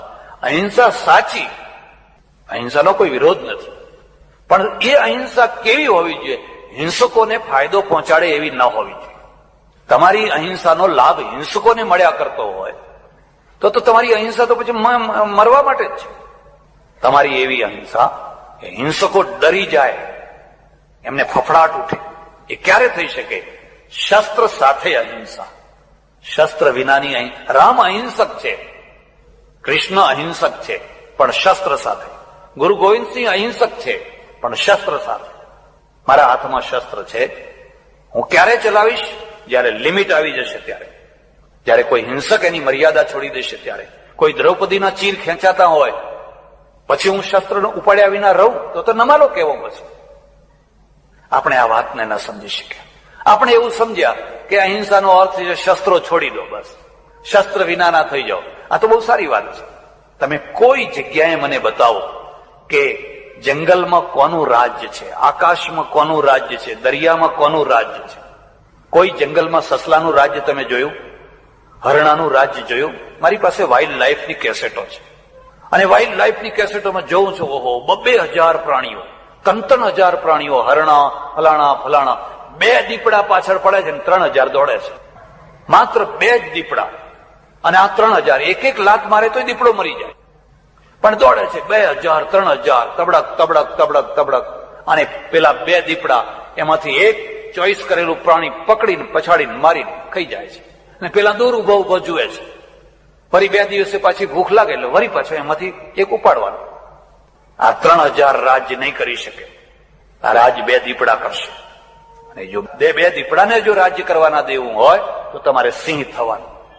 જો તમે હરણા થયા, જો તમે સસલા થયા, જો તમે નખ વિનાના, દાંત વિનાના પ્રાણીઓ થયા, વગર મોતે મરવાના.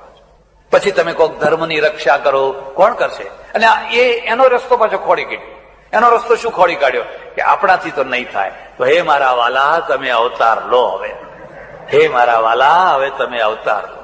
મારા ઓળખીતા એક કથાકાર છે, એક ઓળખીતા કથાકાર છે. એમની વિશેષતા, ઘણી બધી વિશેષતાઓ છે. એક જ નમૂનો તમને આપો. એ શું કહે છે? આહા, મારા વાલાએ પછી આંગળી ઉપર સુદર્શન ચક્ર ધારણ કર્યું અને શિશુપાળને ખૂબ સમજાવ્યો. શિશુપાળ માની જા, માની જા. પણ શિશુપાળ ના માન્યો, અને પછી મારા વાલાએ ચક્ર ફેરવી અને છોડ્યું, અને શિશુપાળનું મસ્તક છે, મસ્તક એટલે માથું, માથું કાપી નાખ્યું, અને એમાંથી શોણિત એટલે લોહી ધડધડ ધડધડ વહેવા લાગ્યું. એ બેનો રડવા માંડી, કારણ કે આખો વીર રસને કરુણ રસ બનાવી દીધો. આ રસ છે વીર રસ. આ શિશુપાળનો વધ કરવો છે એટલે આમ ધમ ધમ ધમ બોલવું જોઈએ, એની જગ્યાએ એવો કરુણ રસ બનાવી દીધો. અને બેનો સમજી કે કરુણ રસ આવ્યા ને મહારાજ ગળગળા થઈ ગયા એટલે આપણે રડવું પડ્યું. એટલે બેનો બિચારી રડવા માંડી.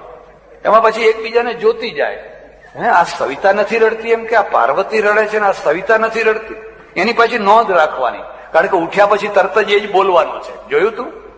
સવિતાની આંખમાં આંસુ જ નતા, ક્યાંથી આવે એમ? તો પથ્થર જેવી નાસ્તિક છે. મેં એક બેનને પૂછ્યું, મેં કહ્યું આ શિશુપાળનો વધ થયો એમાં તમે રડ્યા કેમ? કે કેમ મહારાજ ગળગળા નતા થઈ ગયા? કે મહારાજ ગળગળા થાય એટલે અમારે રડવું એમ કે.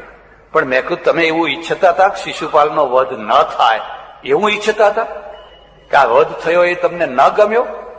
મને કે ના, એ તો એનો તો વધ તો કરવો જ પડે ને. તો કીધું ખુશી થવું જોઈએ. તો પછી રડતા હતા કેમ? પણ કે એક જ વાત કે મહારાજ ગળગળા થઈ ગયા એટલે આપણે રડવું પડે. હવે હરિહરી થવા દો, હવે કથા થવા દો, હરિહરી થવા દો કથા. આ વર્કશોપ છે. જો ધર્મને બચાવવો હોય તો તમારે સમય ઉપર ફોરમેન પેદા કરવા પડે, જે એના સ્પેર પાર્ટ બદલી આપે, જે એની પદ્ધતિને સુધારી આપે. આ ટેક્સટાઇલ મિલો કેમ બંધ પડી? કારણ કે નવી મશીનરી તમે ન લાવી શક્યા. એ જૂના ખડખડ ખડખડ ખડ કરતા સંચારક એ આખી મિલો બંધ પડવાની છે. એટલે આપણે ત્યાં એક પ્રસંગ એવો આવ્યો કે આપણને લાગ્યું કે હવે ધર્મનું રક્ષણ માળાથી નહીં થાય, શસ્ત્રથી થશે. ગુરુ રામદાસ થયા, શિવાજીને કહ્યું, બેટા માળા હું ફેરવીશ, તું તલવાર ફેરવ. આજે તલવારની ભાષા ચાલે છે. કલમ તૂટી ગઈ છે, માળા તૂટી ગઈ છે, હવે માત્ર તલવારની ભાષા ચાલે છે. અને તું હવે તલવાર પકડ. આ ફોર્મેન હતો. શિવાજીએ કહ્યું, ગુરુજી હું પણ તમારી જોડે બેસીને ભજન કરીશ. આ પંચાયતમાં કોણ પડે, આ ઝઘડામાં કોણ પડે, આ ઝંઝટમાં કોણ પડે? રામદાસે કહ્યું, નહીં, હું માળા ફેરવીશ, તું તલવાર ફેરવ. અને બેટા માળા ફેરવવી તો બહુ સરળ કામ છે. અમે બધા ફેરવતા જ હોઈએ છીએ, અટર માળા ગટર માળા. અને ધ્યાન ક્યાં હોય? રસોડા તરફ હો. ધ્યાન રસોડા તરફ હોય. અને રસોડા તરફ હોય એટલું જ નહીં, કોણ કેટલી દક્ષિણા આપે છે, શું કરે છે, એના તરફ ધ્યાન હોય. એ તો બહુ સરળ કામ છે. તલવારનો ધર્મ જ કઠિન ધર્મ છે.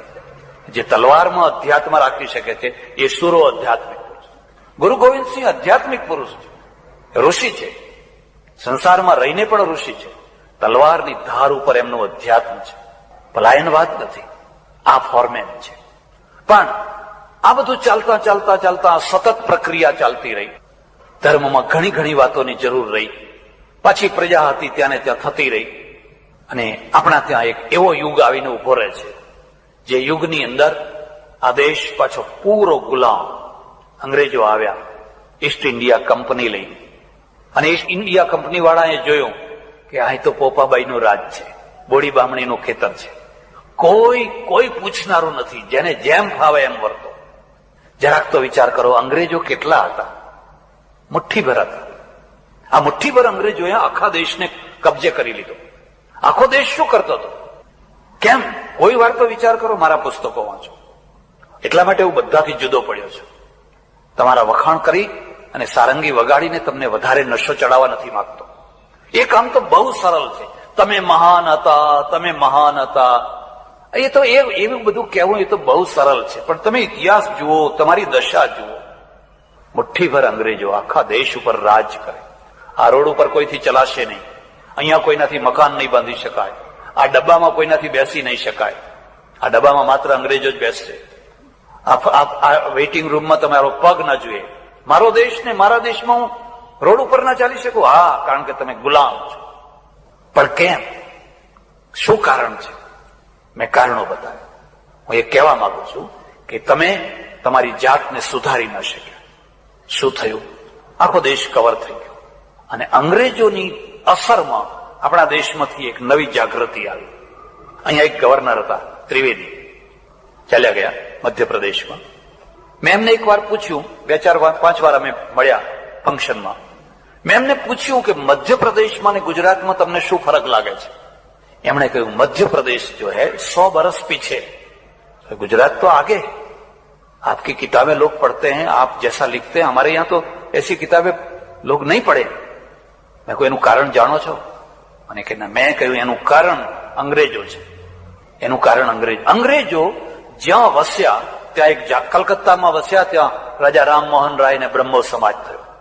દિલ્હીમાં વસ્યા, ત્યાં સ્વામી દયાનંદ સરસ્વતી અને આર્ય સમાજ થયો. મુંબઈમાં વસ્યા, મુંબઈમાંથી જાગૃતિ આવી અને ત્યાં પ્રાર્થના સમાજ, મહાદેવ ગોવિંદ રાનાડે. સુરતમાં વસ્યા, નર્મદા શંકર.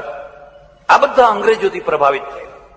અને એ અંગ્રેજોના સમયમાં રાજા રામમોહન રાય, ઘણાને ખબર નહીં હોય, આ ઉચ્ચ કુળમાં જન્મેલો માણસ, ઘરમાં ઝઘડા થયા અને છોકરાને ઘરમાંથી કાઢી મૂક્યો. પરંપરા જે છે કાયસ્થ, પરંપરા જે છે એ પરંપરા દેવદેવીઓની છે. અને આ માણસ ઉપર એકેશ્વરવાદની અસર છે. એને પટના ગયો અને પટના જઈને અરબી શીખ્યો, ફારસી શીખ્યો, કુરાન વાંચ્યું, કુરાન આખું એને કુરાન, અને એમાંથી એનો એકેશ્વરવાદ વધારે મજબૂત થયો. એ પાછો આવ્યો, લોકોએ સ્વીકાર ન કર્યો, ઘરવાળાએ ઘરમાં ના પેસવા દીધો. જે ધર્મરક્ષક છે એની આ દશા બતાવો, જે ખરેખર ધર્મરક્ષક. એને પછી બ્રહ્મો સમાજની સ્થાપના કરી. અને એ બ્રહ્મો સમાજની સ્થાપનામાં એને જોયું, ઓહો, મારા દેશમાં સ્ત્રીઓ તો ભડ બળી રહી છે ચિતા ઉપર. સતી થાઓ, સતી કરો, સતી કરો. કોઈ સતો ના થાય, પુરુષ કોઈ સતો ના થાય. સ્ત્રીને સતી કરો, અને એની ઈચ્છા હોય ને કોઈ સતી થાય તો હજુ સમજ્યા છે. આ તો શકોની સાથે આવેલો આ રિવાજ હતો, કોઈ આર્ય રિવાજ નથી. શકો આવ્યા, હુણો આવ્યા, એમની સાથે એમના રિવાજ લાવ્યા અને એ સમાજ ઉપર છવાઈ ગયો. એમણે ભગીરથ પુરુષાર્થ કર્યો, ભગીરથ પુરુષાર્થ. અને પુરુષાર્થનું પરિણામ એ આવ્યું કે વિલિયમ બેન્ટિંગના સમયમાં એ કાયદો બન્યો. પ્રશ્ન એ છે કે આવો કાયદો કોઈ ધર્મગુરુએ કેમ ના બનાવડાવ્યો? સ્ત્રીઓ જયારે ભળ ભળ ભળ ભળ ભળ બળતી હતી ત્યારે કોઈ પીઠના આચાર્ય કે કોઈ જગતગુરુ કે કોઈ ફલાણા એના માટે જજુમ્યા કેમ? એ તો ઉલટા એમના જ પક્ષમાં હતા, સ્ત્રીઓએ સતી થવું જ જોઈએ. પેલા એ જજુમ્યા અને એને કહ્યું આ બંધ કરાવો. રવિવારના દિવસે વિલિયમ બેન્ટિંગે સહી કરી કે આજે હું ચર્ચમાં નહીં જાઉં, થોડીક અભાગણી સ્ત્રીઓ બચી જાય કદાચ. વિલિયમ એટલે રવિવારના દિવસે એને સહી કરી. આ ફોરમેન છે. કોનો ફોરમેન છે? ધર્મની ફેક્ટરીનો.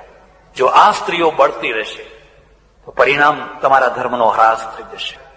કોઈ મુસલમાનમાં તો સ્ત્રીઓ બળતી નથી, કોઈ ખ્રિસ્તીમાં તો સ્ત્રીઓ બળતી નથી, આપણામાં જ કેમ બળે છે? અને બળે છે એટલે બાળી મૂકવામાં આવે છે. મારી વાત ઉપર વિશ્વાસ કરજો, હમણાં દોઢ મહિના ઉપર હું બંગાળ જઈને આવ્યો. 3 દિવસ રહ્યો, સાહિત્ય પરિષદના કામે ગયેલો. જેના ઘેર ઉતરેલો એને મને કહ્યું કે સ્વામીજી શું જોવું છે તમારે? આજે આપણે 8 કલાકનો ટાઈમ છે, શાંતિ નિકેતન લઈ જાઉં, ફલાણી જગ્યાએ લઈ જાઉં, બેલુડ મઠને મારું જોયેલું છે. મારે એક જ વસ્તુ જોઈ છે, ગામડા જોવા છે, બંગાળના ગામડા. અને અમે 100 માઇલ 150 માઇલ દૂર ઇન્ટિરિયર ગામડામાં ગયા. આંખમાંથી આંસુ આવી ગયા. આ રવિન્દ્રનું બંગાળ, આ રાજા રામમોહન રાયનું બંગાળ, આ જગદીશ બસુનું, આ સુભાષ બોઝનું આ બંગાળ. કંગાળ એટલે એટલી કંગાળી હતી કે તમે કલ્પના ના કરી શકો. કોઈ પાકું મકાન ના જોવા મળે, ઝોંપડા, કોઈ સ્કૂલ પાકી જોવા ના મળે, કોઈ વારીગૃહ જોવા ના મળે. એક કપડું પહેરીને સ્ત્રીઓ ફરતી હોય, એક જ કપડું પહેરીને, અને ચારે તરફ બેકારી ને ભયંકર. આ બંગાળ, આ કમ્યુનિસ્ટોએ શું કર્યું? 20-25 વર્ષથી બંગાળ ઉપર બેઠેલા સામ્યવાદીઓએ આ બંગાળની આ દશા કરી. હમણાં એક માણસ મને ભુજમાં મળ્યા, મને કે સ્વામીજી તમે કલકત્તા આવ્યા ત્યારે હું કલકત્તામાં હતો અને હું કલકત્તામાં રહું છું. હું કચ્છનો છું અને 50 વર્ષથી કલકત્તામાં રહું છું, અને અહીં ભુજમાં આવીને જોઉં છું તો કોઈ ભિખારી જ નથી, કોઈ લાંબો હાથ કરનાર ભિખારી નથી. લોકો આજે સમૃદ્ધ થયા, સુખી થયા, અને અમારે ત્યાં તો જો જરાક કંઈ વેચવા તો ટોળાના ટોળા તૂટી પડે છે. એટલી ભિક્ષાવૃત્તિ ઉભી થઈ છે. કેમ પ્રજાને ઊંચી કેમ ના લાવી છે? અને આ આખું ખદબદતા માણસોનું શું કારણ છે? એટલે આપણા ત્યાં એક એવો યુગ આવ્યો, એ યુગની અંદર ફરી પાછો સમાજ આવ્યો. સ્ત્રીઓને સતી નથી કરવાની, તો વિધવા રાખ. આ બીજું, વિધવા તો ક્યાં સુધી? આખી જિંદગી. અને વૈધવ્ય, કાશીનો બંગાળી ટોલા કે બંગાળની સ્ત્રીઓ, એ વૈધવ્ય, એ માથું મુડાવેલી સ્ત્રીઓ, કેમ? ક્યાં સુધી? એની જાગૃતિ કોઈ બીજો ફોરમેન આવીને કરશે. પણ આ સ્થિતિ, અને એમાંથી સમાજ એનો લાભ વિધર્મીઓ ઉઠાવે, બીજા ધર્મવાળા એનો લાભ ઉઠાવે. હમણાં લંડનથી એક ભાઈ આવ્યા, મને કે લંડનમાં પાકિસ્તાનીઓ રહે છે, આપણે રહીએ છીએ. પહેલા આપણી સ્ત્રીઓ 3% એમના ત્યાં જતી, હવે 10% થઈ ગઈ છે. કોઈ ફોરમેન છે આ પદ્ધતિને સુધારનારો? પહેલા એમ કે 3%, સરેરાશ 3% સ્ત્રીઓ ફેક્ટરીમાં, સ્કૂલમાં સાથે ભણે એટલે પેલા ધર્મોમાં ચાલી જાય. હવે 3%માંથી 10% થઈ છે, અને આવનારા વર્ષોમાં એ 25% થશે. અમે સપ્તાહો કરશું, જય જયકાર કરશું. આનું સોલ્યુશન કોઈ નથી. કેમ સોલ્યુશન નથી? કે પછી આ થવા દેવું છે? સોલ્યુશન છે. મેં એમને પૂછ્યું, મેં કહ્યું તમારો દીકરો કોઈ બીજા ધર્મની ઊંચામાં ઊંચી ખાનદાન ઘરની કોઈ કન્યા લઈ આવે તો તમે સહન કરશો? મને કે ઘરમાં ના પેસવા દો. બસ મેં કહું આ જ તમારી કમજોરી છે, આ જ તમારી કમજોરી છે, અને આ કમજોરી દૂર કરશે તો જ તમારા ધર્મનું ટકી રહેશે. ગાયત્રીના પાઠ કરવાથી નહીં ટકે. આ દુર્બળતા દૂર કરશે. તમારા પૂર્વજો હતા, ભીમ છે, હિડમ્બાને લઈ આવ્યો કે નહીં? અને હિડમ્બા કોણ છે? આદિવાસી છે, લઈ આવ્યો. હવે તમારો છોકરો હિડમ્બા લઈ આવે તો ભીમના વખાણ કરે કે હા અમારો ભીમ બધું ખરું, પણ તમારો ભીમ જો હિડમ્બાને લઈ આવે તો ઘરમાં ના પેસવા દે. આપણે એક એવો સમાજ બનાવીને બેઠા કે પટેલની દીકરીને સ્વીકાર નથી કરતો. અમારે ચડોતરમાં બધા ગામ છે, ગોળ છે, એમાં ઊંચો ગોળ, આ નીચો ગોળ, આ નીચો ગોળ, આ એથી નીચો ગોળ, અને ઊંચા ગોળમાં પાછું ઊંચું ગામ, ગોળ એક પણ ઊંચું ગામ, અને ઊંચા ગામમાં પાછા ઊંચી ખડકી. આ ગામ ઊંચું પણ એમાં આ ખડકી ઊંચી, અને ઊંચી ખડકીમાં પાછા ઊંચા ઘર હોય. એ બીજાની કન્યા સ્વીકાર કરવા તૈયાર ના થાય તો હરાશ થાવ, તમારો ક્ષય થવાનો. ટીબી લાગુ પડ્યો છે. હવે એને દૂર કોણ કરશે? આપણે જરા ઉલટાવીને જુઓ. અકબરે બધી કન્યાઓ સ્વીકાર કરી. અકબર તો દિલ્હીનો બાદશાહ હતો. જોધપુર, બિકાનેર, જયપુર, ફલાણા એ તો નાના રજવાડા હતા. અકબરને કઈ કન્યાઓ નથી મળતી એવું નહીં કે એને કન્યાઓ નથી મળતી. એટલો મોટો બાદશાહ નાના નાના રજવાડાની કન્યાઓ સ્વીકાર કરે. પણ આ રજવાડા એની કન્યા કેમ સ્વીકાર નથી કરતા? કે ના, અમે કન્યાઓ આપી. આજે પણ રાજસ્થાનમાં એક જાતિમાં એવો રિવાજ છે કે મોટી દીકરી મુસલમાનને પરણાવી દેવાની, નાની દીકરીઓ હિન્દુમાં, અને મોટી દીકરી હજુ પણ મુસલમાનને પરણાવી દેવાની. ત્યાંથી દીકરી લેવાની નહીં, આપી દેવાની ખરી. અને આપી દીધા એટલે સંબંધ કાપી નાખવાનો. અને નવાઈ તો એ છે કે વાણિયાની દીકરીને જો વાણિયો ભગાડી જાય તો બધા વાણિયા ભેગા થઈને માથું ફોડી નાખે. બ્રાહ્મણની દીકરીને બ્રાહ્મણ ભગાડી જાય તો બધા બ્રાહ્મણો થઈને માથું ફોડી નાખે. પણ બીજો વિધર્મી જો ભગાડી જાય, બોલશો નહીં, ચૂપ થઈ જાઓ, જવા દો, વાત જ જવા દો, વાત જ જવા દો, હવે માથું ફોડો ને. તમારે એક ફોરમેનની જરૂર છે. એવા ફોરમેનની જરૂર છે જે તમને રોટી અને બેટી વ્યવહારની મુક્તતા, ઉદારતા આપે. તમે કોઈથી વટલાતા નથી, તમે કોઈથી અબડાતા નથી, પચાવી શકો છો. પણ એ પાચન શક્તિ નહીં હોય તો તમારા ક્ષયને કોઈ ઉપરથી ભગવાન આવશે તો રોકી નહીં શકાય.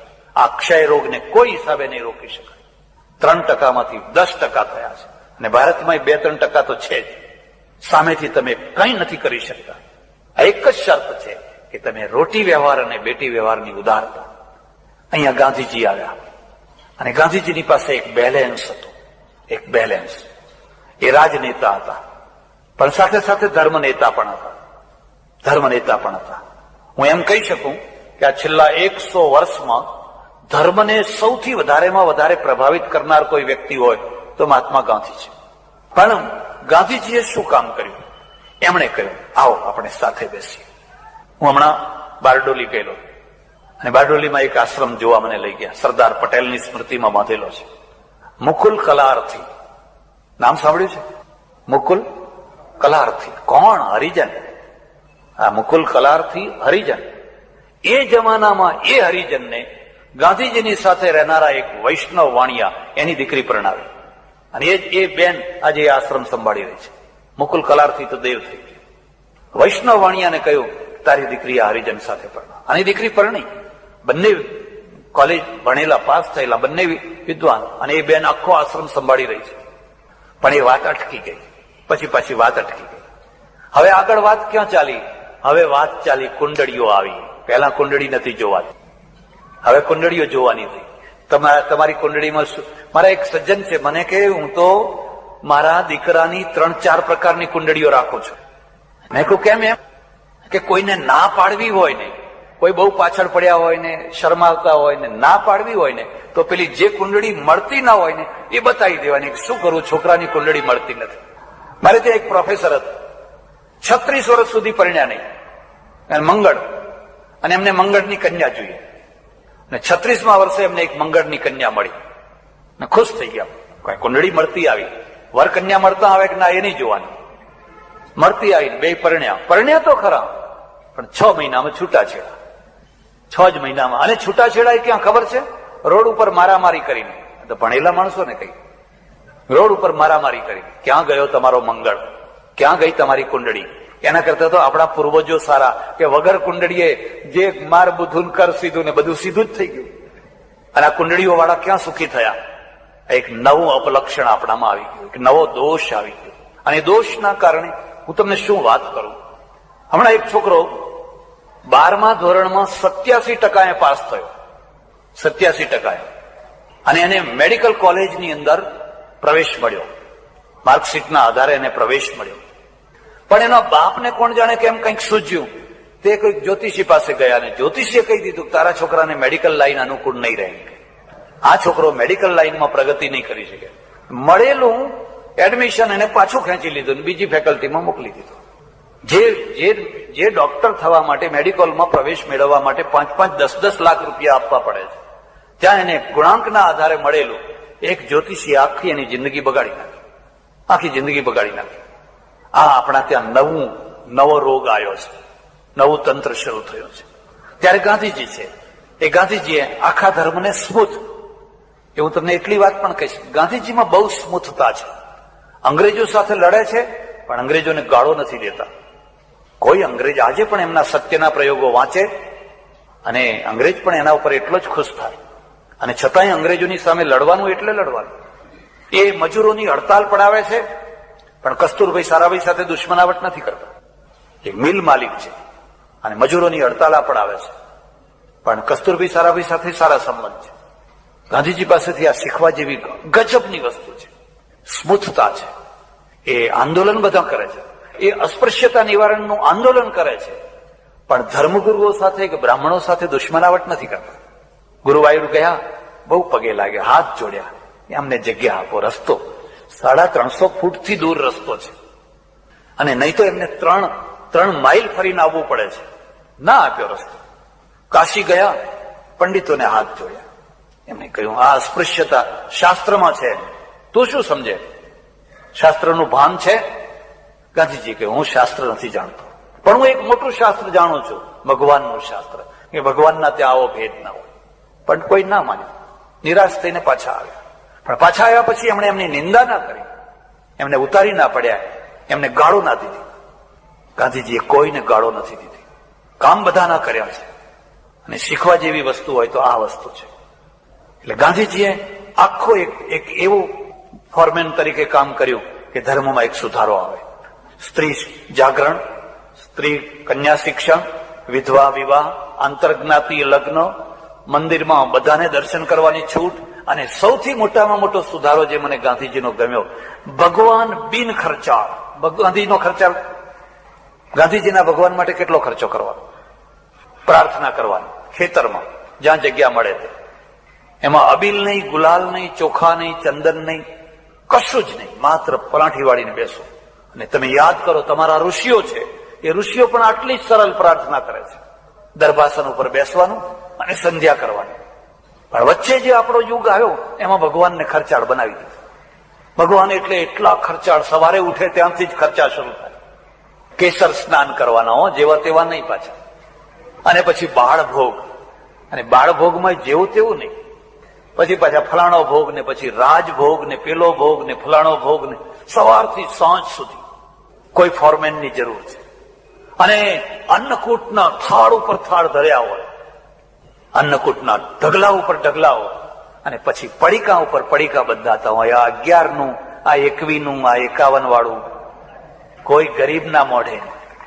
પેલા કરસનદાસ માણેકને લખવું પડ્યું, તે દિન આંસુ ભીના રે હરિના લોચનિયા મેં દીઠા, એક દિન આંસુ ભીના રે હરિના લોચનિયા મેં દીઠા.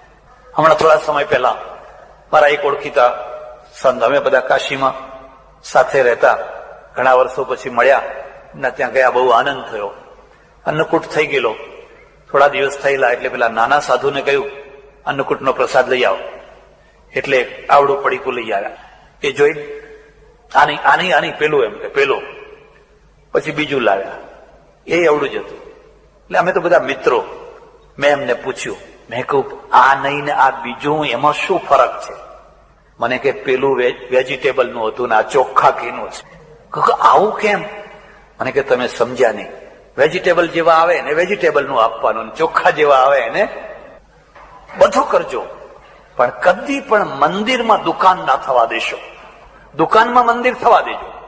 તમારી દુકાન જો મંદિર બને તો વાહ વાહ, ના બને તો કઈ નહીં, પણ મંદિરમાં દુકાન ના થવા દેજો. આપણા તો નસીબ ફૂટ્યા છે, કોઈ મંદિર દુકાન વિનાનું જ ના હોય. પૂજારી ઉભો આવનારને જ જોતો હોય. અને જેવી ગાડી, હવે તો એવું થયું છે કે ગાડી ઉપરથી માન મળે છે, તમે કયા પ્રકારની ગાડી લઈને આવ્યા છો એના આધારે તમારું સ્વાગત થાય છે. મંદિરને જો દુકાન બનાવી દીધી તો મંદિરનું તેજ ઉડી જશે. તમે મુસલમાન પાસેથી શીખી શકો છો. એ નમાજ પડવા જાય છે, કેટલો ખર્ચો થાય છે. જુમ્માની નમાજ પડે છે, ઈદની નમાજ પડે છે, 1 લાખ માણસો, કેટલો ખર્ચો થાય છે, કેટલી શિસ્ત છે, કેટલી વ્યવસ્થા છે, લાઈન સર બધા બેઠા છે. આપણે શીખવાનું છે. હું ઈચ્છું કે મારે ત્યાં આવો એક ફોરમેન થાય અને આપણને શીખવાડે કે ભાઈ શાંતિથી ઉભા રહીને પ્રાર્થના કરો. વચ્ચે દોડાદોડી ના કરો, ટોકરા બહુ ખખડાવે, હવે થોડા શાંત. આવા એક ફોરમેનની જરૂર છે. પણ અહીંયા તો એક જ વાત, મૂકો, અહીં મૂકો, અહીં મૂકો, અહીં મૂકો. ઇન્દોરમાં એક જગ્યા છે, હું 1 મહિનો પ્રવચન કર્યું તો જે એમના મહારાજ હતા એ દર વર્ષે એક નવું દેરું બાંધે. મેં કહ્યું આટલું આ મુખ્ય દેરું એક બહુ થઈ ગયું, હવે કેટલા દેરા બાંધશો તમે? મને કે તુમ સમજતે નહીં હો, જેટલા દેરા બાંધીએ એટલી પેટીઓ મુકાય, જેટલી પેટીઓ મુકાય એટલી આવક વધે. એક દેરામાં 5 પૈસા મૂકે પછી બિલા. એટલે મેં કહું આ પેટીઓ માટે મૂકો છો? મને કે હા, તभी તો ખર્ચા ચલતા હે ને, તો આ ખર્ચા कैसे चलेगा? ગાંધીજીએ આ સુધારો કર્યો. ઈશ્વરની પ્રાર્થના કરો, ઈશ્વર ઉપર નિષ્ઠા રાખો, પણ એને ખર્ચાળ ના બનાવો, એને મોઘો ના બનાવો. જો એને ખર્ચાળ બનાવશો, જો એને મોઘો બનાવશો તો એ પૈસાદારોનો થઈ જશે, પૈસાદારોનો આશ્રિત થઈ જશે. એક સપ્તાહમાં મારે જવાનું થયું ને મહારાજે મંદિર બાંધેલું. મહારાજ છે એ વારંવાર એક જ વાત લોકોને કયા કરે, મારા ઠાકોરજી માટે બાળભોગ માટે કંઈ બોલો, મારા ઠાકોરજી ભૂખ્યા રહી જશે, મારા ઠાકોરજી માટે. ને મને એટલી શરમ આવે. મેં કહ્યું તારો ઠાકોરજી કોઈ દાડો ભૂખ્યો નથી રહેતો, એ તો હજારોને જમાડનારો છે. તું તારા પેટ માટે બોલતો હોય તો વાત જુદી છે, કે નામ ઠાકોરજીનું પોતાનું કામ કરવું હોય તો વાત જુદી છે. ઠાકોરજીને બાળભોગની જરૂર નથી, રાજભોગની જરૂર નથી, ઓછામાં ઓછું ભિખારીપણાની તો જરૂર નથી. તમે નિર્ધડક થઈને કહી શકો એ તો કીડીને કણને હાથીને મણ આપનારો 1000 હાથ વાળો છે, એવું કહીએ છીએ. અને વળી પાછું મંદિર એટલું લાચાર બનાવી દીધું હોય કે મારે રોજ ભીખ માગવા જવું પડે. એક ફોરમેન, એવો ફોરમેન. ગાંધીજીએ કહ્યું ઈશ્વર કરો પણ ખર્ચાળ કોઈ ચીજ નહીં, તમે તમારા હૃદયથી એને માનો. અને એ જ વાત સૂફીઓએ કહી, એ જ વાત સંતોએ કહી. આપણા ત્યાં જે સંતો થયા એ સંતોએ પણ એ જ વાત, અને એ જ વાત ભગવદ્ ગીતાએ કહી. અને ભગવદ્ ગીતા તુલસીદાસજીએ પણ લખ્યું છે, બિના પ્રેમ રીઝે નહીં તુલસી નંદ કિશોર. બાકી તમે ગમે એટલું કરો ને, પણ હૃદયનો પ્રેમ હોય તો શબરીના એઠા બોરા ખાય. જો હૃદયનો પ્રેમ હોય તો વિદુરાણીના કેળાની છોતરા ખાય, ભાજી ખાય. પણ હૃદયનો પ્રેમ હોય કર્માબાઈનો ખીચડો ખાય. ત્યારે આજની પરિસ્થિતિમાં આપણે આજે પહોંચ્યા છીએ. આજે શું છે? આજે હિન્દુ ધર્મ ઉપર સૌથી મોટું આક્રમણ અંધશ્રદ્ધાનું છે. આટલું આક્રમણ ગાંધીજીના સમયમાં નહોતું. ગામે ગામ તાંત્રિકો, ગામે ગામ જ્યોતિષીઓ, ગામે ગામ ભુવા, ગામે ગામ ડેકલા વાગતા હોય, ગામે ગામ નડતર. કયા મંદિરોમાં ભીડ વધારે થાય છે? જ્યાં ચમત્કારો થતા હોય છે ત્યાં. નોર્મલ મંદિરમાં કોઈ જતું જ નથી. બિલકુલ નોર્મલ મંદિર બનાવો કોઈ નહીં જાય. અને એમ કહો કે અહીંયા અહીં છોકરા અપાય છે, અહીંથી દીકરા અપાય છે, અહીંથી ફલાણું અપાય છે.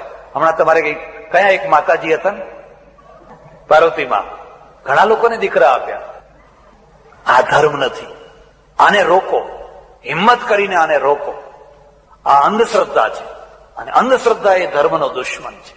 જો તમારે તમારા ધર્મને રક્ષવો હોય, નાસ્તિકોથી કોઈ ડર નથી, વિધર્મીઓથી કોઈ ડર નથી. ડર તમારી જાતથી છે. જો તમે એને સતત સુધારો કરી શકશો તો તમે એને રોકી શકશો, તો તમે એનો ઉદ્ધાર કરી શકશો. પણ જો તમે એનો સુધારો નહીં કરો અને જેવું છે જેમ છે એવું ને એવું ચાલવા દેશો તો કોઈ એને બચાવી નહીં શકે. એટલે સજ્જનો, મારે આપને એક જ વાત કહેવાની છે. ધર્મનું રક્ષણ કરવું હોય તો સતત ધર્મને એક ફોરમેનની જરૂર છે. તો એક એવી મશીનરીની જરૂર છે કે જે સતત એમાં વર્કશોપની જરૂર છે કે જે એમાં સુધારો કર્યા કરે. થોડીક વાત બીજી કહી દઈશ. સંસ્કૃતિનું રક્ષણ કેવી રીતે કરશો? સંસ્કૃતિને વહેવા દો. સંસ્કૃતિ કદી સનાતન નથી હોતી. સંસ્કૃતિનો નાશ એને અવરોધવાથી થતો હોય છે. જો એને અવરોધ કરશો તો સંસ્કૃતિ નષ્ટ થઈ જશે. માનો કે એક જગ્યાએ મારે જવાનું થયું, પ્રવચન થવાનું. એક મહારાજ આવેલા, મને કે મેરે 2 મિનિટ બોલના હૈ. મેં કહ્યું 2 મિનિટ એમને બોલવા આપો. 2 મિનિટની જગ્યાએ 5 મિનિટ તો એમને ધૂન જ કરાવી, અને એ ધૂનમાં 5 વાર તો જય બોલાવી. અને જેટલી વાર જય બોલાવે એટલી વાર કે ખાકે નહીં આયો ક્યાં, ખાધું નથી શું, હજુ જય બોલો, હજુ જય બોલો. બરાબર. પછી એમનો પહેલું વાક્ય નીકળ્યું, जिसके मत्थे में चोटी नहीं है वो हिंदू है ही नहीं, हम उसको हिंदू मानते ही नहीं. હવે આમાંથી કેટલા હિન્દુ સાબિત થઈ શકે? જો આ સિદ્ધાંત લાગુ કરવામાં આવે તો કેટલા લોકોને તમે હિન્દુ રાખી શકશો? વગર ચોટીએ પણ તમે હિન્દુ છો કે નહીં? હિન્દુ રહેવા માટે હવે ચોટીની જરૂર ખરી? પાટલું પહેરીને પણ તમે હિન્દુ છો. આભાર, ધન્યવાદ, હરિઓમ.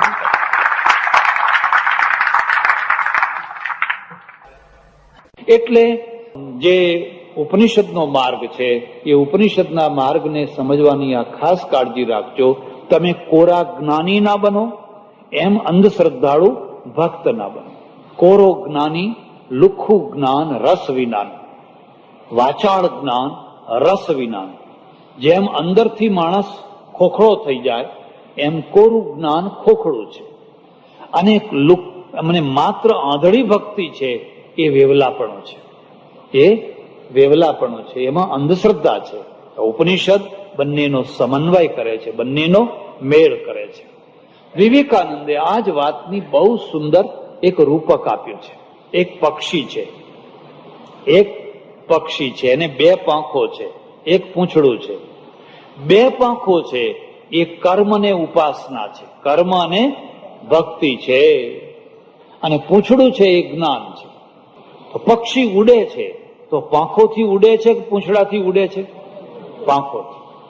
હવે તમે માનો કે કોઈ સંપ્રદાયમાં પડી ગયા અને એક પાંખ કાપી નાખી, કર્મની પાંખ કાપી નાખી, મારે કઈ કર્મ કરવાનું, અથવા ભક્તિની પાંખ કાપી નાખી, તો પક્ષીની દશા શું થશે? ઉડી શકશે? અને બે પાંખો કાપી નાખી તો કર્મની એ જરૂર નથી, ભક્તિની એ જરૂર નથી, બે પાંખો કાપી નાખી.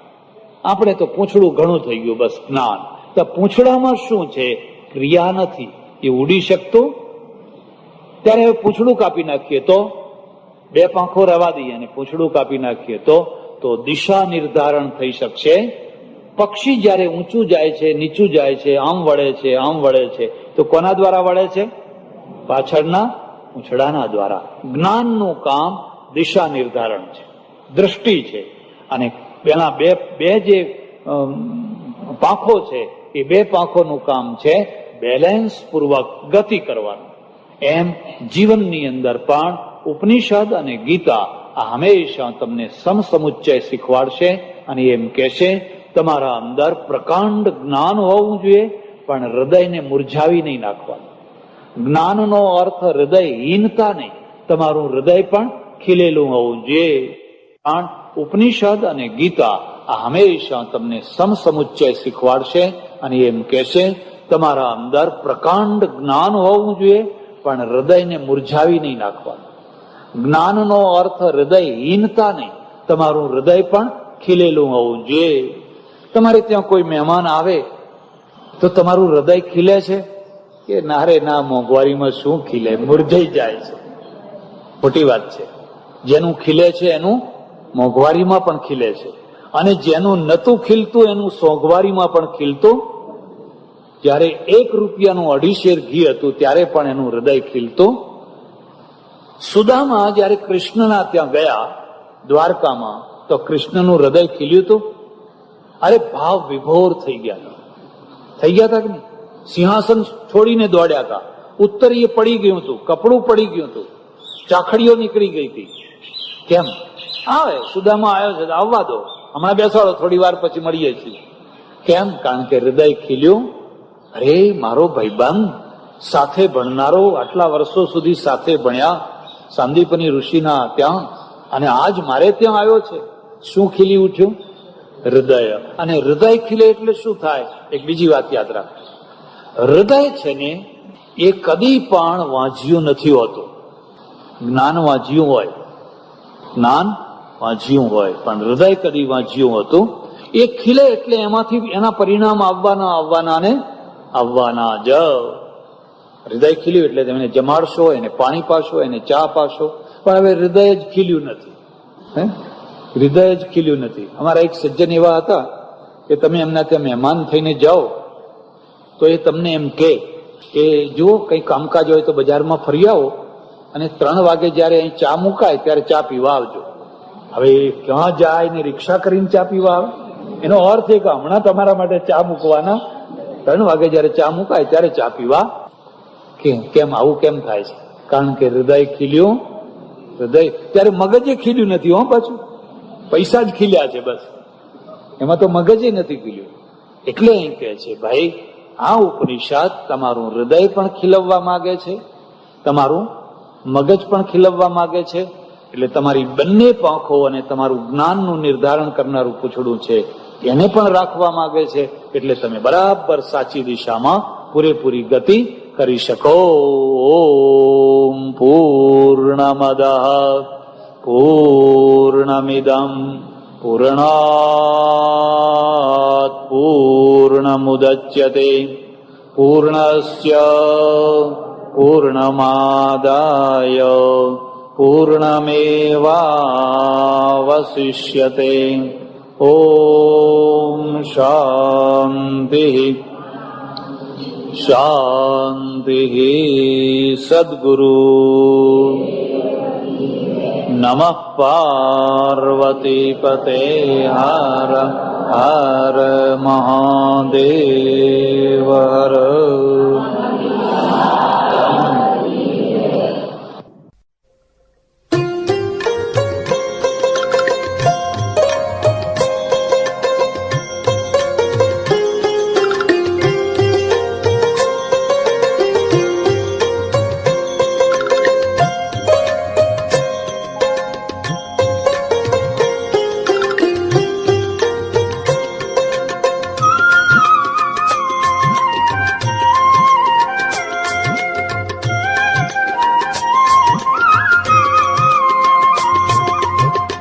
सब तीरथ कर आई तू बड़िया, सब तीरथ कर आई, सब तीरथ कर आई तू बड़िया, सब तीरथ कर आई। गंगा नाई गोमती नाई, 68 तीरथ धाई। गंगा नाई गोमती नाई, 68 तीरथ धाई। नित नित उठ मंदिर में आई, नित नित उठ मंदिर में आई, तो भी न गई कड़वाई तू बड़िया, सब तीरथ कर आई। नित नित उठ मंदिर में आई, तो भी न गई कड़वाई तू बड़िया, सब तीरथ कर आई तू बड़िया, सब तीरथ कर।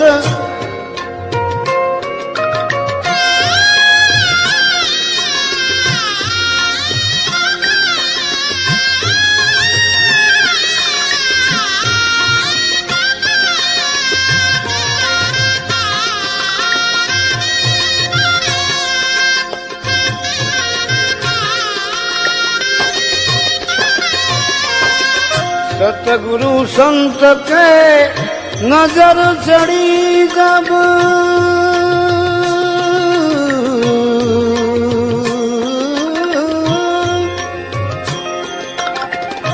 अपने पास मंगाई। सतगुरु संत के नजर चढ़ी जब,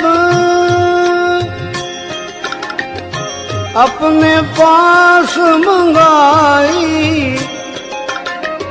काट कूट कर साफ बनाई, काट कूट कर साफ बनाई। अंदर राख मिलाई तू बड़िया, सब तीरथ कर आई। काट कूट कर साफ बनाई, अंदर राख मिलाई तू बड़िया, सब तीरथ कर आई तू बड़िया, सब तीरथ कर।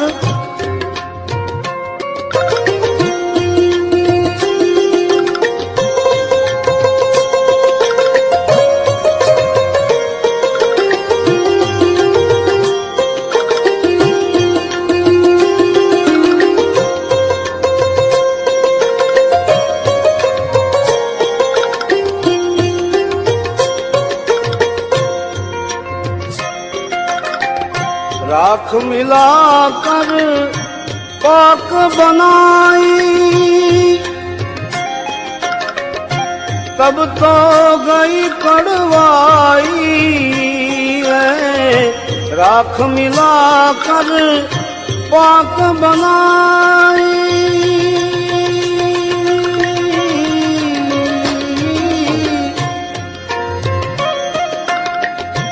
तब तो गई कड़वाई अमृत जल भर लाई तुमड़िया अमृत जल भर लाई तुमड़िया संतन के मन भाई तुमड़िया संतन के मन भाई तुमड़िया सब तीरथ कर आई सब तीरथ कर आई तुमड़िया सब तीरथ कर आई तुमड़िया सब तीरथ कर आई तुमड़िया सब तीरथ कर आई तुमड़िया सब तीरथ कर आई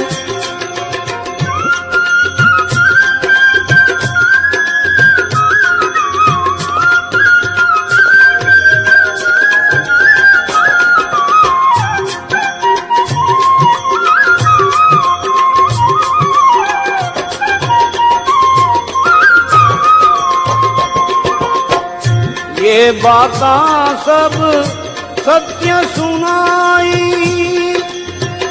झूठ नहीं है मेरे भाई ये बातें सब सत्य सुनाई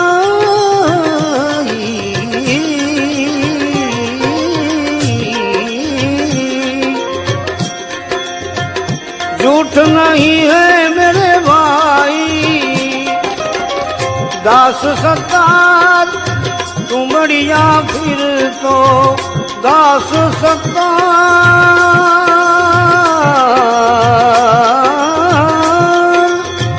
तुमड़िया फिर तो करती फिरे ठकुराई तुमड़िया सब तीरथ कर आई सब तीरथ कर आई तुमड़िया सब तीरथ कर आई तुमड़िया सब तीरथ कर आई तुमड़िया सब तीरथ कर